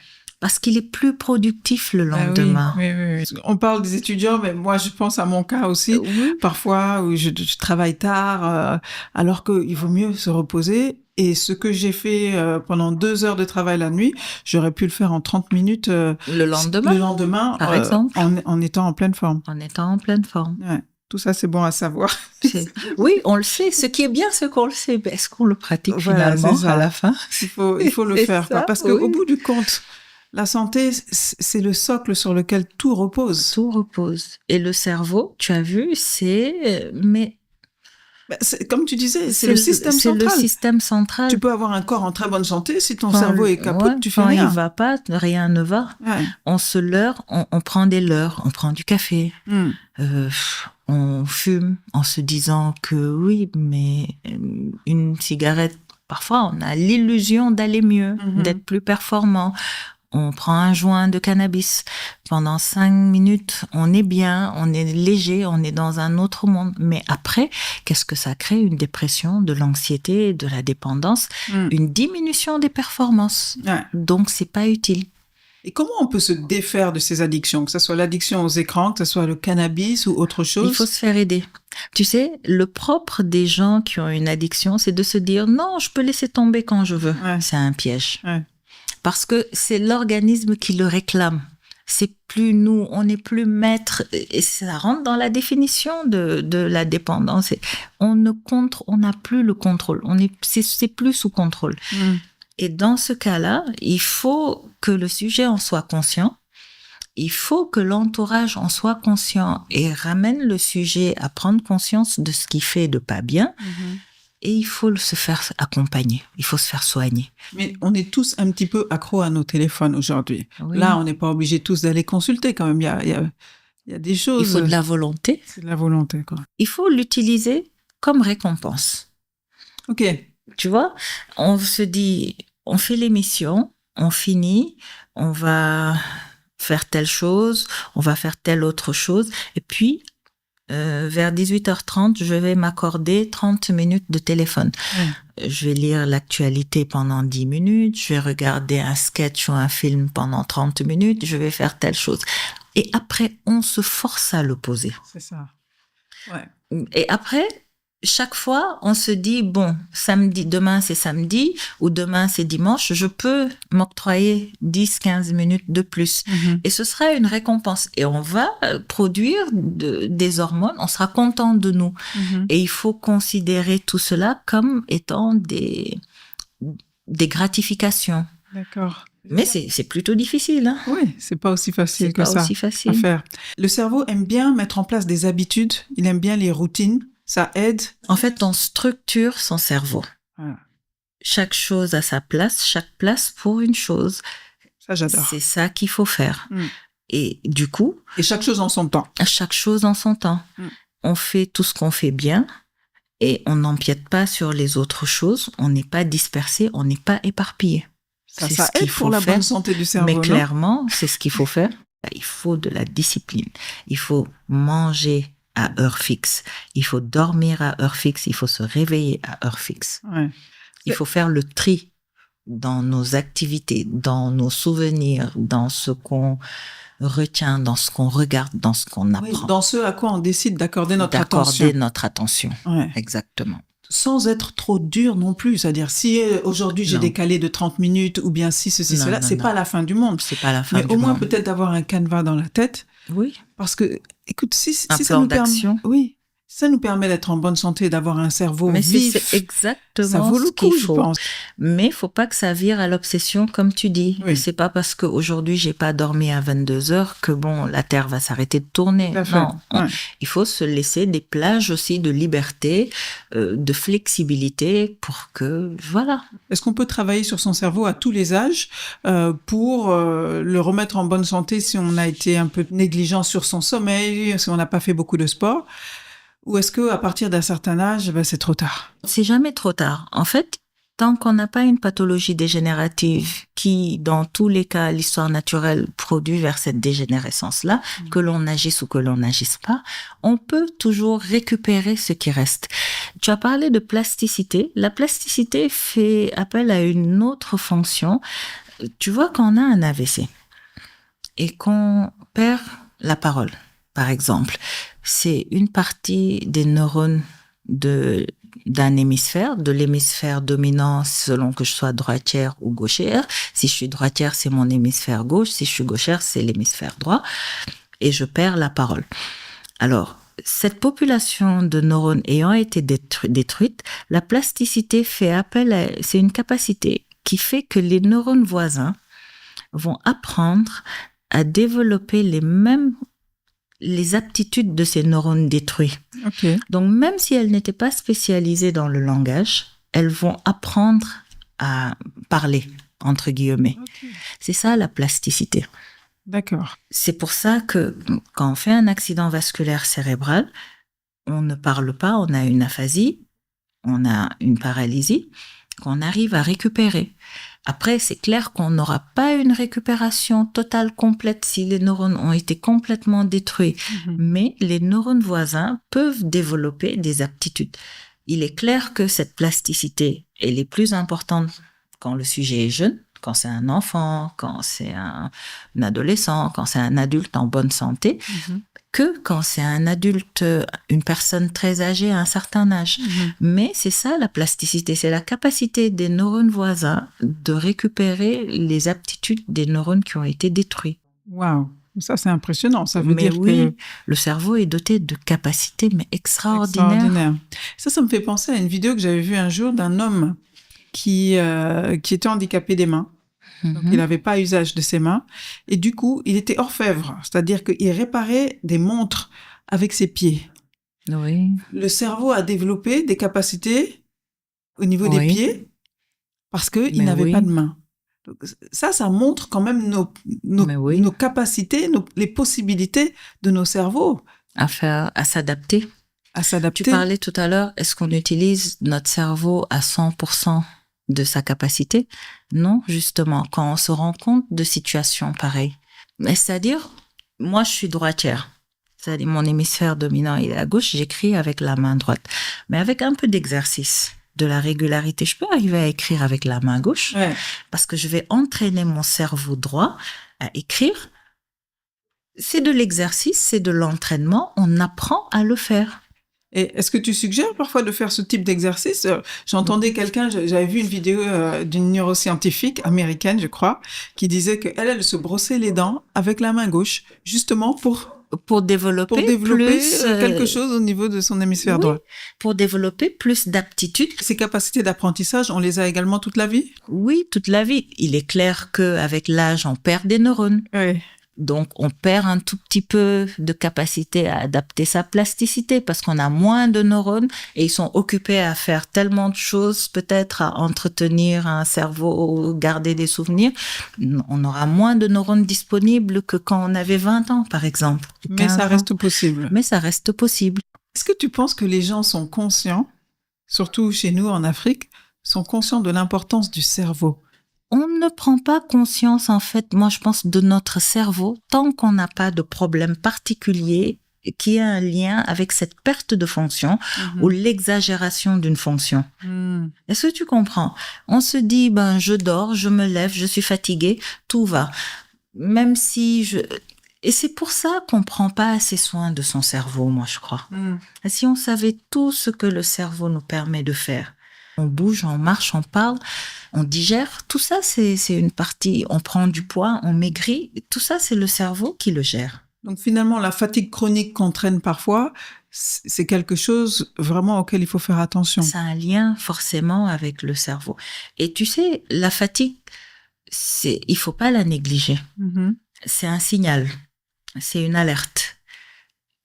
On peut être fatigué parce qu'on a fait un effort inhabituel un petit moment, mais lorsque ça s'installe, on dort on dort toute la nuit, on se réveille, on est encore plus fatigué, il y a un problème. Il y a un problème. À 10h du matin, 8h, 9h, je ne dois pas être fatiguée. Je viens de me réveiller.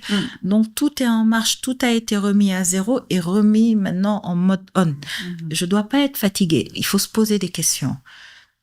Je me réveille le matin, j'ai pas envie de sortir du lit, j'ai pas envie d'aller travailler. C'est pas de la fatigue physique, mais j'ai pas envie, quoi. Je suis pas motivée. C'est de la fatigue mentale. Ouais. Un épuisement mental. Mais c'est un signal d'alerte que quelque chose ne va pas. On n'est pas programmé pour rester au lit à 10h, à 11h. On est programmé pour sortir de son lit, s'habiller, faire ses prières si on a des prières à faire, aller faire une activité du jour, quoi. Donc, quand ces signes s'installent, il faut se dire, il y a quelque chose qui va pas. Et qu'est-ce qu'il faut faire alors à ce moment-là? Que l'on veille les uns sur les autres. Il faut aussi que l'on puisse capter ces anomalies avant qu'elles ne s'installent et que la fonction de rappel, la fonction d'alerte, de signal que cette anomalie devait représenter en nous-mêmes disparaisse. Parce qu'à un moment donné, quand on fait une dépression, on a cette souffrance morale qui s'installe.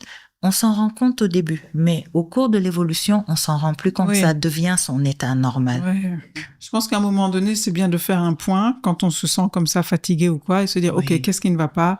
Cette charge mentale-là, qu'est-ce que je peux enlever? Moi, je sais que souvent, c'est le passage à l'action. C'est-à-dire, quand j'emmagasine trop de choses à faire et qui ne sont pas faites, qui restent là à faire, ça fait une charge mentale et en fait, il faut que je passe à l'action. Soit je décide que ça, je laisse tomber, je le fais pas, et je ne le ferai pas, mais je l'enlève de ma charge mentale, ou bien alors je le fais, comme ça sort de ma liste, ça sort de ma charge mentale, et du coup, je me sens un peu mieux comme ça. Ça t'allège un tout petit peu, Ça m'allège un peu. Je sais que j'ai automatisé aussi des choses, par exemple, certains messages sur mon téléphone que j'ai automatisés pour pouvoir répondre plus facilement, et que j'ai pas à chaque fois à réécrire des choses. Enfin, mettre des choses en place comme ça, et c'est chacun en fonction de sa situation ou de son problème. Moi, j'ai vu que ça m'a aidé. Ça peut aider, mais tu vois, c'est parce que c'est pas pathologique encore. Je sais pas si tu saisis on veut pas attendre que ça soit pathologique. Justement, je sais pas si on saisit le moment où ça devient pathologique. Cette charge mentale dont tu parles, j'ai un patron qui me harcèle, qui me donne des ordres contradictoires au bureau, qui me réprimande pour un oui, pour un non, qui fait que le matin, mais j'appréhende d'aller au bureau. Tant que c'est là, je me dis, c'est gérable. Mais il faut pas attendre que ça devienne pas gérable, de faire une crise de larmes, de faire une crise d'angoisse, de craquer. Que ça devienne organique, que ça devienne maintenant, que la manifestation soit physique et qu'elle soit visible pour en prendre conscience et le prendre en charge. Oui. Il faut écouter son corps. Vous savez, avant de tomber malade, on a des signaux d'alerte. Ouais, toujours. Tout le temps, on se le dit. Pourtant, c'est vrai, la semaine dernière, le mois dernier, je me sentais pas bien. J'ai fait une grippe, ça a été prolongé. Oui, voilà, j'étais fatiguée. Mais c'était des signaux. Il faut toujours s'arrêter. Quand on passe d'une situation A à une situation B, il faut toujours se demander pourquoi on a quitté de ici à là. On va passer à quelques questions des internautes. Il y en a beaucoup auxquelles on a déjà répondu quand même dans notre échange. Les troubles déficit de l'attention, TDAH, il y en a de plus en plus chez les jeunes aussi. D'où ça vient et quelles solutions envisager? C'est plus du domaine de la psychiatrie, mais ce sont des troubles du comportement qui font que la personne n'arrive pas à focaliser son attention sur une activité qu'il est en train de faire. C'est-à-dire, on va prendre le cas d'un enfant, c'est plus facilement visible. On lui donne un dessin à colorier. Si c'est un bonhomme, il va colorier une jambe. Après, il va vouloir prendre le livre et il n'arrive pas à fixer son attention, à se concentrer sur une activité et la mener à son terme. Ouais. Et ce défaut de concentration-là peut être associé à une hyperactivité, c'est-à-dire une nécessité de bouger au point de se mettre dans des situations périlleuses ou dangereuses. Alors, comment faire? Déjà, il faut poser le diagnostic. Il y a des tests spécifiques, des tests neuropsychologiques qui permettent d'avoir le type d'affection. Est-ce que c'est un trouble de l'attention seul? Est-ce que c'est un trouble de l'attention associé à une hyperactivité? Une fois que le diagnostic est posé, il y a une thérapie cognitivo-comportementale et on peut céder aux besoins de certains médicaments. Mais en dehors de ça, si on veut faire quelque chose sans forcément consulter ou prendre de médicaments, qu'est-ce qu'on peut faire? Si on se rend compte qu'on a du mal à terminer ses tâches, qu'on a du mal à se concentrer. On peut se créer une liste. On sait qu'on est en classe d'examen, par exemple. On a un certain nombre de leçons, de cours à apprendre avant telle date. On se fixe des objectifs et on se crée une liste d'activités quotidiennes. Okay. Et chaque fois qu'on a fait une chose, on la coche. D'accord. On ne coche pas tant qu'on n'a pas fini la chose. Ça prendra le temps que ça prendra. Au début, ça va faire 2 jours. 3 jours pour terminer un cours parce qu'on se sera éparpillé, entre-temps on sera parti. Progressivement, on se fixe des objectifs réalisables dans un temps de plus en plus court et puis on s'efforce de finir cette tâche-là. On s'astreint à une discipline. Un peu comme tu disais tout à l'heure, on essaie de se fixer, de se créer cette routine entre guillemets, de commencer une chose, de la faire jusqu'au bout, pas à moitié. Une chose après une autre. Voilà. C'est-à-dire que tant qu'on n'a pas fini la première chose, on s'interdit de faire quoi que ce soit. de faire autre chose. Après, on s'accorde des récompenses. Si c'est un enfant, on lui offre un sticker. C'est une victoire. Il a accompli un objectif. Et en faisant la deuxième action, il va se dire, tiens, hier, quand j'ai fini, dans l'heure, maman, elle m'a offert un sticker. Je veux un autre sticker, donc il faut que je m'astreigne à faire ça. L'adulte, pareil. On s'offre on fait quelque chose qui nous fait plaisir. On sort, on va marcher 1 heure, on revient, mais on fait les choses, une chose après l'autre. Et il faut pas être dans un environnement où il y a beaucoup de choses qui nous distraient. Quand je dois apprendre une leçon de mathématiques ou faire des exercices, il faut pas que je le fasse devant la télé, la radio allumée, mon téléphone à côté. Une question sur la perte de mémoire postpartum. À quoi c'est dû et comment retrouver sa mémoire après? Ça arrive, ça? Une perte de mémoire, je ne sais pas, mais en tout cas, le sommeil est perturbé. Les humeurs. C'est-à-dire après la naissance d'un enfant, forcément. Et forcément. Déjà, il y a un chamboulement hormonal. En même temps, il faut gérer la douleur physique. il faut gérer les émotions, il faut gérer cet enfant qui dépend de nous. On dort pas bien, clairement, on est perturbé. Et donc, du coup, on peut être dans une situation d'oublier parce que certaines choses ne sont plus sa priorité dans ces moments-là. Et ça, ça s'accentue, mais c'est des choses qui arrivent tous les jours. Oui. Après, quand on vient d'accoucher une semaine, il faut pas trop être exigeant avec soi-même non plus. Pas trop, oui. À un moment donné, il faut se focaliser sur ce qu'on vit, sur l'instant, sur le moment, sur l'événement, sur la semaine. Et après, on se dit, je reprendrai le travail, mais après avoir géré ma relation avec cette personne que je rencontre et dont je dois prendre soin. Tout simplement. Question, comment réduire ses heures de sommeil sans en payer le prix côté santé? Alors, un de nos maîtres disait que la seule dette qu'on est sûr de payer, qu'on le veuille ou pas, c'est la dette de sommeil. Alors, après, c'est un choix. Quand on peut, il y a un prix à payer. Quand on ne dort pas, et qu'on prétend faire un voyage, on va s'endormir au volant. Avec tous les risques que ça comporte. Pour soi-même et pour tout le monde. Pour soi-même et pour tout le monde. On va préparer une réunion, on ne dort pas la veille, avec tous les risques qu'il y a de ne pas retenir les informations qu'on était supposé partager le lendemain à 10h parce qu'on a traversé, on n'a pas dormi toute la nuit. Ouais. Donc voilà, le prix ultime, c'est pas le prix ultime, la crise d'épilepsie. Quand on ne dort pas pendant un certain temps, et qu'on accumule une dette de sommeil, de la fatigue, de l'excitation, forcément, ça peut ne pas rater. On va faire une crise d'épilepsie. Ah bon? Et ça, j'insiste, parce qu'on reçoit énormément de patients, de jeunes cadres, qui ont eu une enfance normale, une adolescence normale, qui n'ont aucune raison de faire des crises d'épilepsie, qui nous viennent. Ils sont employés dans des banques, je dis banques, ça peut être dans d'autres entreprises, mais qui travaillent genre de 8h à 23h, qui font ça toute la semaine, du lundi au vendredi, qui ramènent avec eux du travail à la maison, qui travaillent le samedi, qui travaillent le dimanche, qui font plus de sport, mais au bout de 2 mois, 3 mois, 1 an, ils nous font des crises d'épilepsie.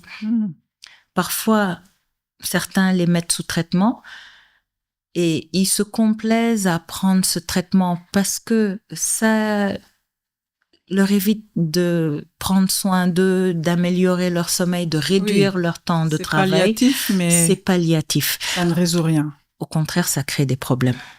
Et on en reçoit de plus en plus. Parfois, ça donne l'impression on a l'impression que c'est impossible, mais en fait, la santé, c'est quand même ce qui compte le plus. Mais oui. Je veux dire, on peut pas sacrifier sa santé pour autre chose. Et, de toute façon, et pourtant, on a tous tendance un peu à le faire. Parce que moi, je pense à mon cas, parfois, mais oui. Je fais des choses qui sont pas... je tire un peu trop sur la corde, alors que je devrais pas. De toute façon, si on le fait pas de manière volontaire, mais l'organisme nous l'impose. Oui. Effectivement. L'organisme nous l'impose. Et puis, il y a juste qu'à regarder tous ces cas de mort subite, les malaises, les accidents vasculaires cérébraux qui surviennent chez les sujets jeunes. On a parlé du stress, tu vois. On produit une hormone de stress, on produit beaucoup d'adrénaline, on détruit ces cellules. On se rend pas compte, mais le stress rend malade. Au début, c'était une notion qui semblait abstraite. Mais ce stress, ces humeurs négatives, ces émotions négatives, mais ça tue, ça rend malade.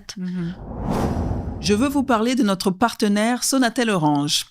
Sonatel Orange est une entreprise pionnière dans le domaine des télécommunications et des services numériques au Sénégal. Elle est engagée dans le développement économique et social de notre pays à travers des initiatives concrètes pour connecter et améliorer la vie des populations sénégalaises. On aura l'occasion de parler de ces initiatives plus en détail dans l'avenir, mais je tiens d'ores et déjà à dire un grand merci à Sonatel Orange. Merci d'être aux côtés d'Afropod, le podcast d'Afrofeeling, pour vous proposer des conversations africaines que nous espérons riches, instructives et inspirantes. Quels sont les signes avant-coureurs de l'AVC? Alors, il y a un état, c'est l'accident ischémique transitoire. C'est une alerte. C'est par exemple, je suis en train de parler, on discute, un moment, j'arrive plus à parler. Je perds la parole, j'articule, rien ne vient. Tu me regardes, tu vois que mon visage, ma bouche est en train de partir d'un côté. On attend quelques minutes, 30 minutes, ça disparaît. C'est un signe d'alerte. Faut pas se dire non, c'était rien, c'est passé. En général, c'est une occlusion qui s'est faite et qui a été levée dans l'heure. Et donc, habituellement, dans 20% des cas, ça survient et ça devient un accident vasculaire cérébral constitué, donc installé, définitif. Il faut garder ça à l'esprit. Je me réveille, je vois plus d'un œil. J'ai une sensation bizarre sur une moitié du visage. Ma bouche est déviée d'un côté. J'arrive plus à parler. Mon bras est lourd, j'arrive plus à le soulever. Il faut que j'aille à l'hôpital en extrême urgence. Si c'est un AIT, un accident ischémique transitoire, on fait une IRM, on trouve rien, on met en place un système de prévention, de faire en sorte que ça ne devienne pas un accident ischémique constitué. Après, si c'est ça, si ce n'est pas ça, on explore une autre voie, on cherche autre chose. Mais il faut jamais, jamais, jamais négliger ces signes-là. Donc, c'est important de garder en tête. Après, est-ce qu'il y a d'autres signes, genre un cœur qui bat plus fort?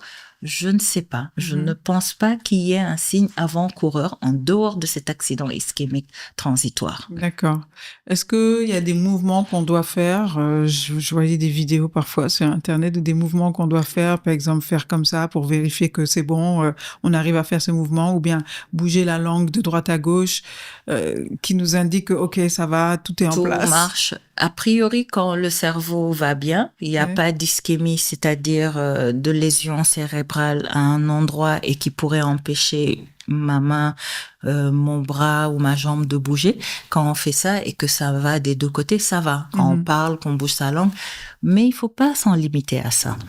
Moi, quand j'ai une hypertension artérielle, il faut que j'aille à l'hôpital me faire prendre en charge, qu'on soigne cette hypertension artérielle. C'est un facteur de risque sur lequel on peut agir. Quand je suis diabétique, quand je suis en surpoids, je suis obèse, il faut que j'aille me faire prendre en charge parce que ce sont ces facteurs de risque-là qui augmentent le risque de plus de 55%.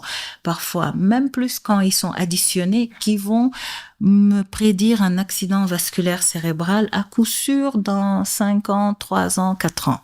Okay. Est-ce que tu comprends? Donc, ça suffit pas de faire le mouvement des marionnettes, de bouger sa langue dans tous les sens. Non. Il faut aller périodiquement à l'hôpital, contrôler sa tension, avoir l'état de son métabolisme, c'est-à-dire qu'est-ce qui se passe dans son sang? Est-ce qu'on a trop de cholestérol? Est-ce qu'on a trop de sucre? Est-ce qu'on a? Et avoir au moins un dossier médical structuré qui contient les données qui nous concernent les 6 derniers mois, quoi. Il faut le faire. Ouais. Et ça revient aussi à ce que tu disais tout à l'heure, le sommeil, la nutrition, l'activité physique, la nutrition, oui. Les interactions sociales, tout ça aussi. Éviter le tabac. Arrêter l'alcool ou éviter l'alcool quand on le fait pas. Se méfier de la contraception orale quand on est une femme, surtout quand on fume, parce que ce sont des facteurs thrombogènes et qui augmentent la susceptibilité et le risque de faire des accidents cérébraux. Quand on est obèse, faire en sorte de perdre du poids, bouger, manger sain, équilibré, pas trop salé, pas trop gras, pas trop sucré. Manger sain et manger de tout. Beaucoup plus de fruits, beaucoup plus de légumes, beaucoup plus de poissons. Si on aime la viande, ce sera de la viande grasse, de la viande maigre, du poulet, du veau. Éviter le mouton. Certains vont m'en vouloir, mais c'est pas bon. Aller acheter son dibi, manger 500 grammes, 1 kilo, boire 1 litre de boisson gazeuse, 3 tasses de thé hyper sucré. Non, ça le fait pas. On va le faire 6 mois, 1 an, 2 ans, mais on fera un accident vasculaire cérébral ou un infarctus la 5e année, forcément. Vraiment faire attention. Les taux de dépression sont élevés aussi bien chez les patients qui sont victimes d'accidents vasculaires cérébrales que dans la famille, dans l'entourage. Oui. C'est C'est énorme. des situations très Et difficiles. c'est quelque chose qu'on peut éviter. Quand c'est une encéphalopathie, que je fais une maladie bactérienne, virale, et que après mon cerveau se dégrade, je l'ai pas cherché, je l'ai pas demandé. Mhm. C'est venu, voilà, c'est une affection qui est survenue au cours de mon existence. C'est pas grave, Mhm. on le gère. Mais un accident vasculaire cérébral, avec des facteurs de risque modifiables sur lesquels on peut agir, Ouais, mais mettons toutes les chances de nos côtés, tout à de fait. notre côté. Ça dépend de nos comportements. De nos comportements. Ouais. Et éviter cette histoire de boire du henné dilué dans le lot, ça ne soigne rien. De se perforer le lobe de l'oreille, parce qu'on le voit hein, sur les réseaux sociaux partout. Aller chercher du sable à un endroit où un chien s'est couché. Ça ne soigne rien, ça ne soigne pas un accident vasculaire cérébral. Et là, j'insiste, je le crie, je le dis fort. Quand on a un accident vasculaire cérébral, les signes d'alerte, c'est quoi? Le patient a une difficulté à parler, le patient a une difficulté à mobiliser une partie de son corps, le patient fait un malaise, veut se mettre debout, tombe, perd connaissance, emmenez-le à l'hôpital. N'appelez pas Mariam, elle peut rien faire pour vous. Appelez le SAMU 1515 ou allez à l'hôpital le plus proche. Mhm. Dans les 4h30, quand le patient arrive, on peut faire en sorte qu'il guérisse, même si la thrombolyse n'est pas si disponible que ça. On peut éviter que ça s'aggrave. Il faut agir On vite peut dès agir. les premiers signes. Time is brain. Le temps, c'est du cerveau. AVC, ça veut dire agir vite pour le cerveau.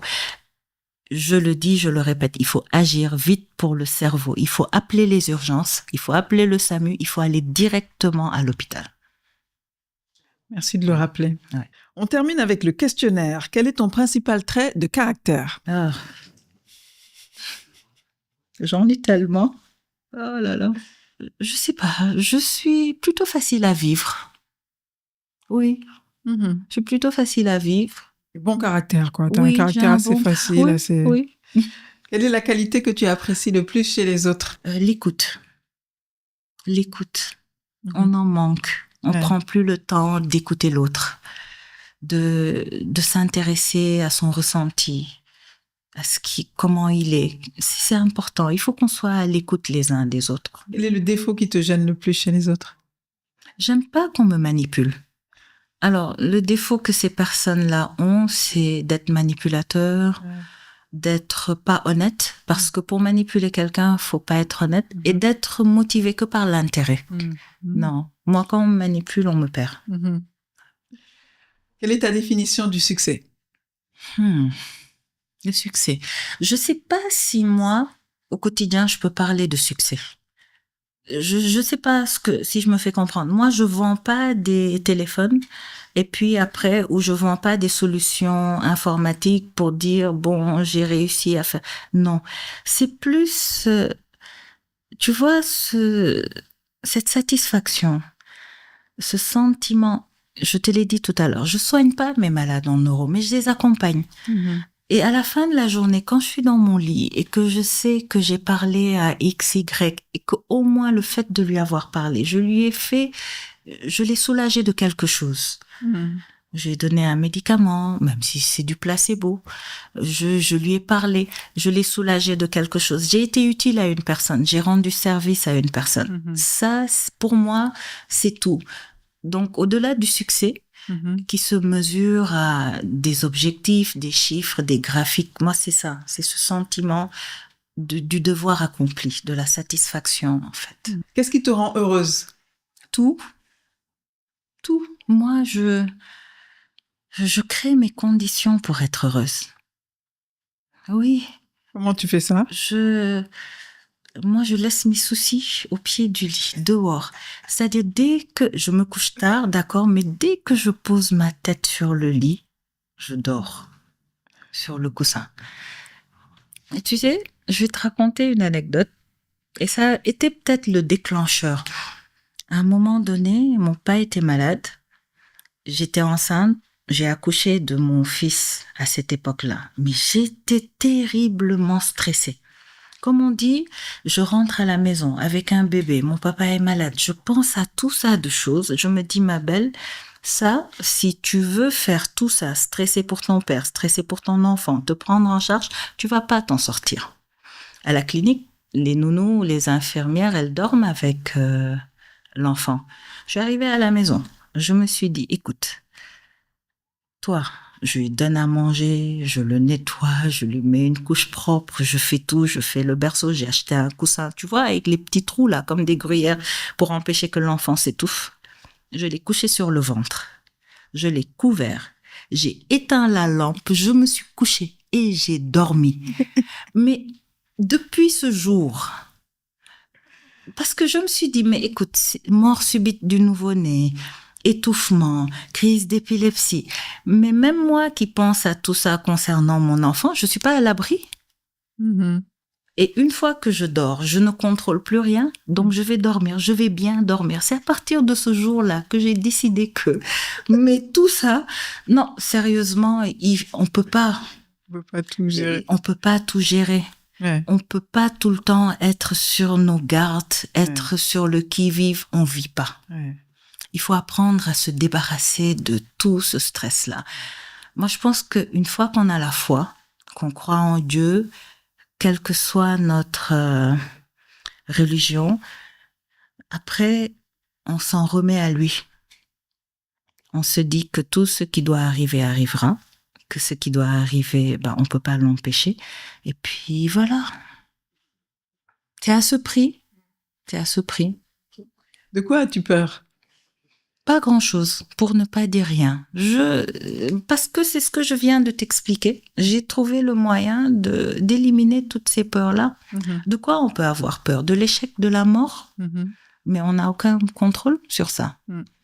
Après, je suis un être humain aussi. Il m'arrive de stresser, de me poser 2-3 questions existentielles. Oui, après, si je suis plus là, mes enfants... Je prie pour être là le plus longtemps possible, en bonne santé le plus longtemps possible. Mes parents, ma mère, mon conjoint, mes enfants, tout le monde. C'est tout ce que je peux faire. Ouais. Si tu devais choisir entre les deux, tu préférais être la victime ou le coupable? Ni l'un ni l'autre. Est-ce qu'il y a une autre option? Non, si tu devais choisir entre les deux. Je tâcherais de ne pas me mettre dans une situation où je vais être victime de quelque chose. Parce que j'ai assez de force de caractère quand même pour pas me laisser faire. Mm-hmm. Coupable, je fais en sorte de pas me mettre dans des situations compliquées. Non, mais parce que quand on est coupable de quelque chose, c'est qu'on a mal fait quelque chose. Mm-hmm. Parce que si je comprends bien, coupable, c'est pas par accident. Mm-hmm. C'est qu'on a fait quelque chose en sachant que c'est répréhensible. Mm-hmm. Je fais en sorte de faire les choses bien. Je dois pas traverser quand le feu est au rouge, je dois m'arrêter, je m'arrête. Si je le fais pas, je m'expose à des sanctions et je serai coupable d'avoir fait ça. Je fais en sorte, c'est ce que je fais au quotidien, hein. Je ne me victimise pas, je ne donne pas aux autres la possibilité de me rendre victime de quoi que ce soit. Mm-hmm. Je suis très gentille, mais non, on me marche pas sur les pieds par contre. Je dis ce que je pense, je dis ce que je pense qui doit être dit et fait. Et j'évite de me mettre en situation d'être coupable. Non, ni l'un ni l'autre. Okay. Et pour finir, quelle est ta devise ou ta philosophie de vie? Est-ce que j'ai le droit de dire ça? Hakuna Matata. Mais c'est... Oui. Hakuna Matata. Hakuna Matata. C'est-à-dire, il n'y a pas de problème, quoi. Il n'y a pas de problème. Mais il n'y a pas de problème. Il n'y a pas de problème. Et j'ai appris 2 mots. En lisant le Coran et tout ça, et puis après en fouillant un tout petit peu. C'est Sakina et Iman. Sakina, ça veut dire quiétude. Ça veut dire paix intérieure. Sérénité. Sérénité. Et j'ai lu que dans la Bible, ça veut dire avoir la présence de Dieu en soi. Mm-hmm. Mais si j'atteins ce stade après, qu'est-ce qui peut m'arriver? Il n'y a pas de problème. Et Iman, c'est la foi. Si j'augmente ma foi, c'est pas du fatalisme, hein, mais c'est de croire que ma vie bien que j'ai un contrôle sur tout ce que je fais, sur tout ce que je dis, est quand même rythmé et guidé par quelque chose qui est supérieur à moi, qui est au-dessus de moi, et quand même qui me veut du bien. Parce qu'il m'arrive des choses pas mal, des choses bien, mais je me laisse porter. Hakuna Matata.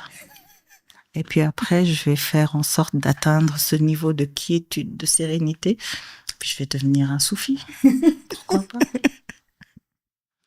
Oui. Merci beaucoup, Mariam. Merci beaucoup, c'est la boue. Merci à toi.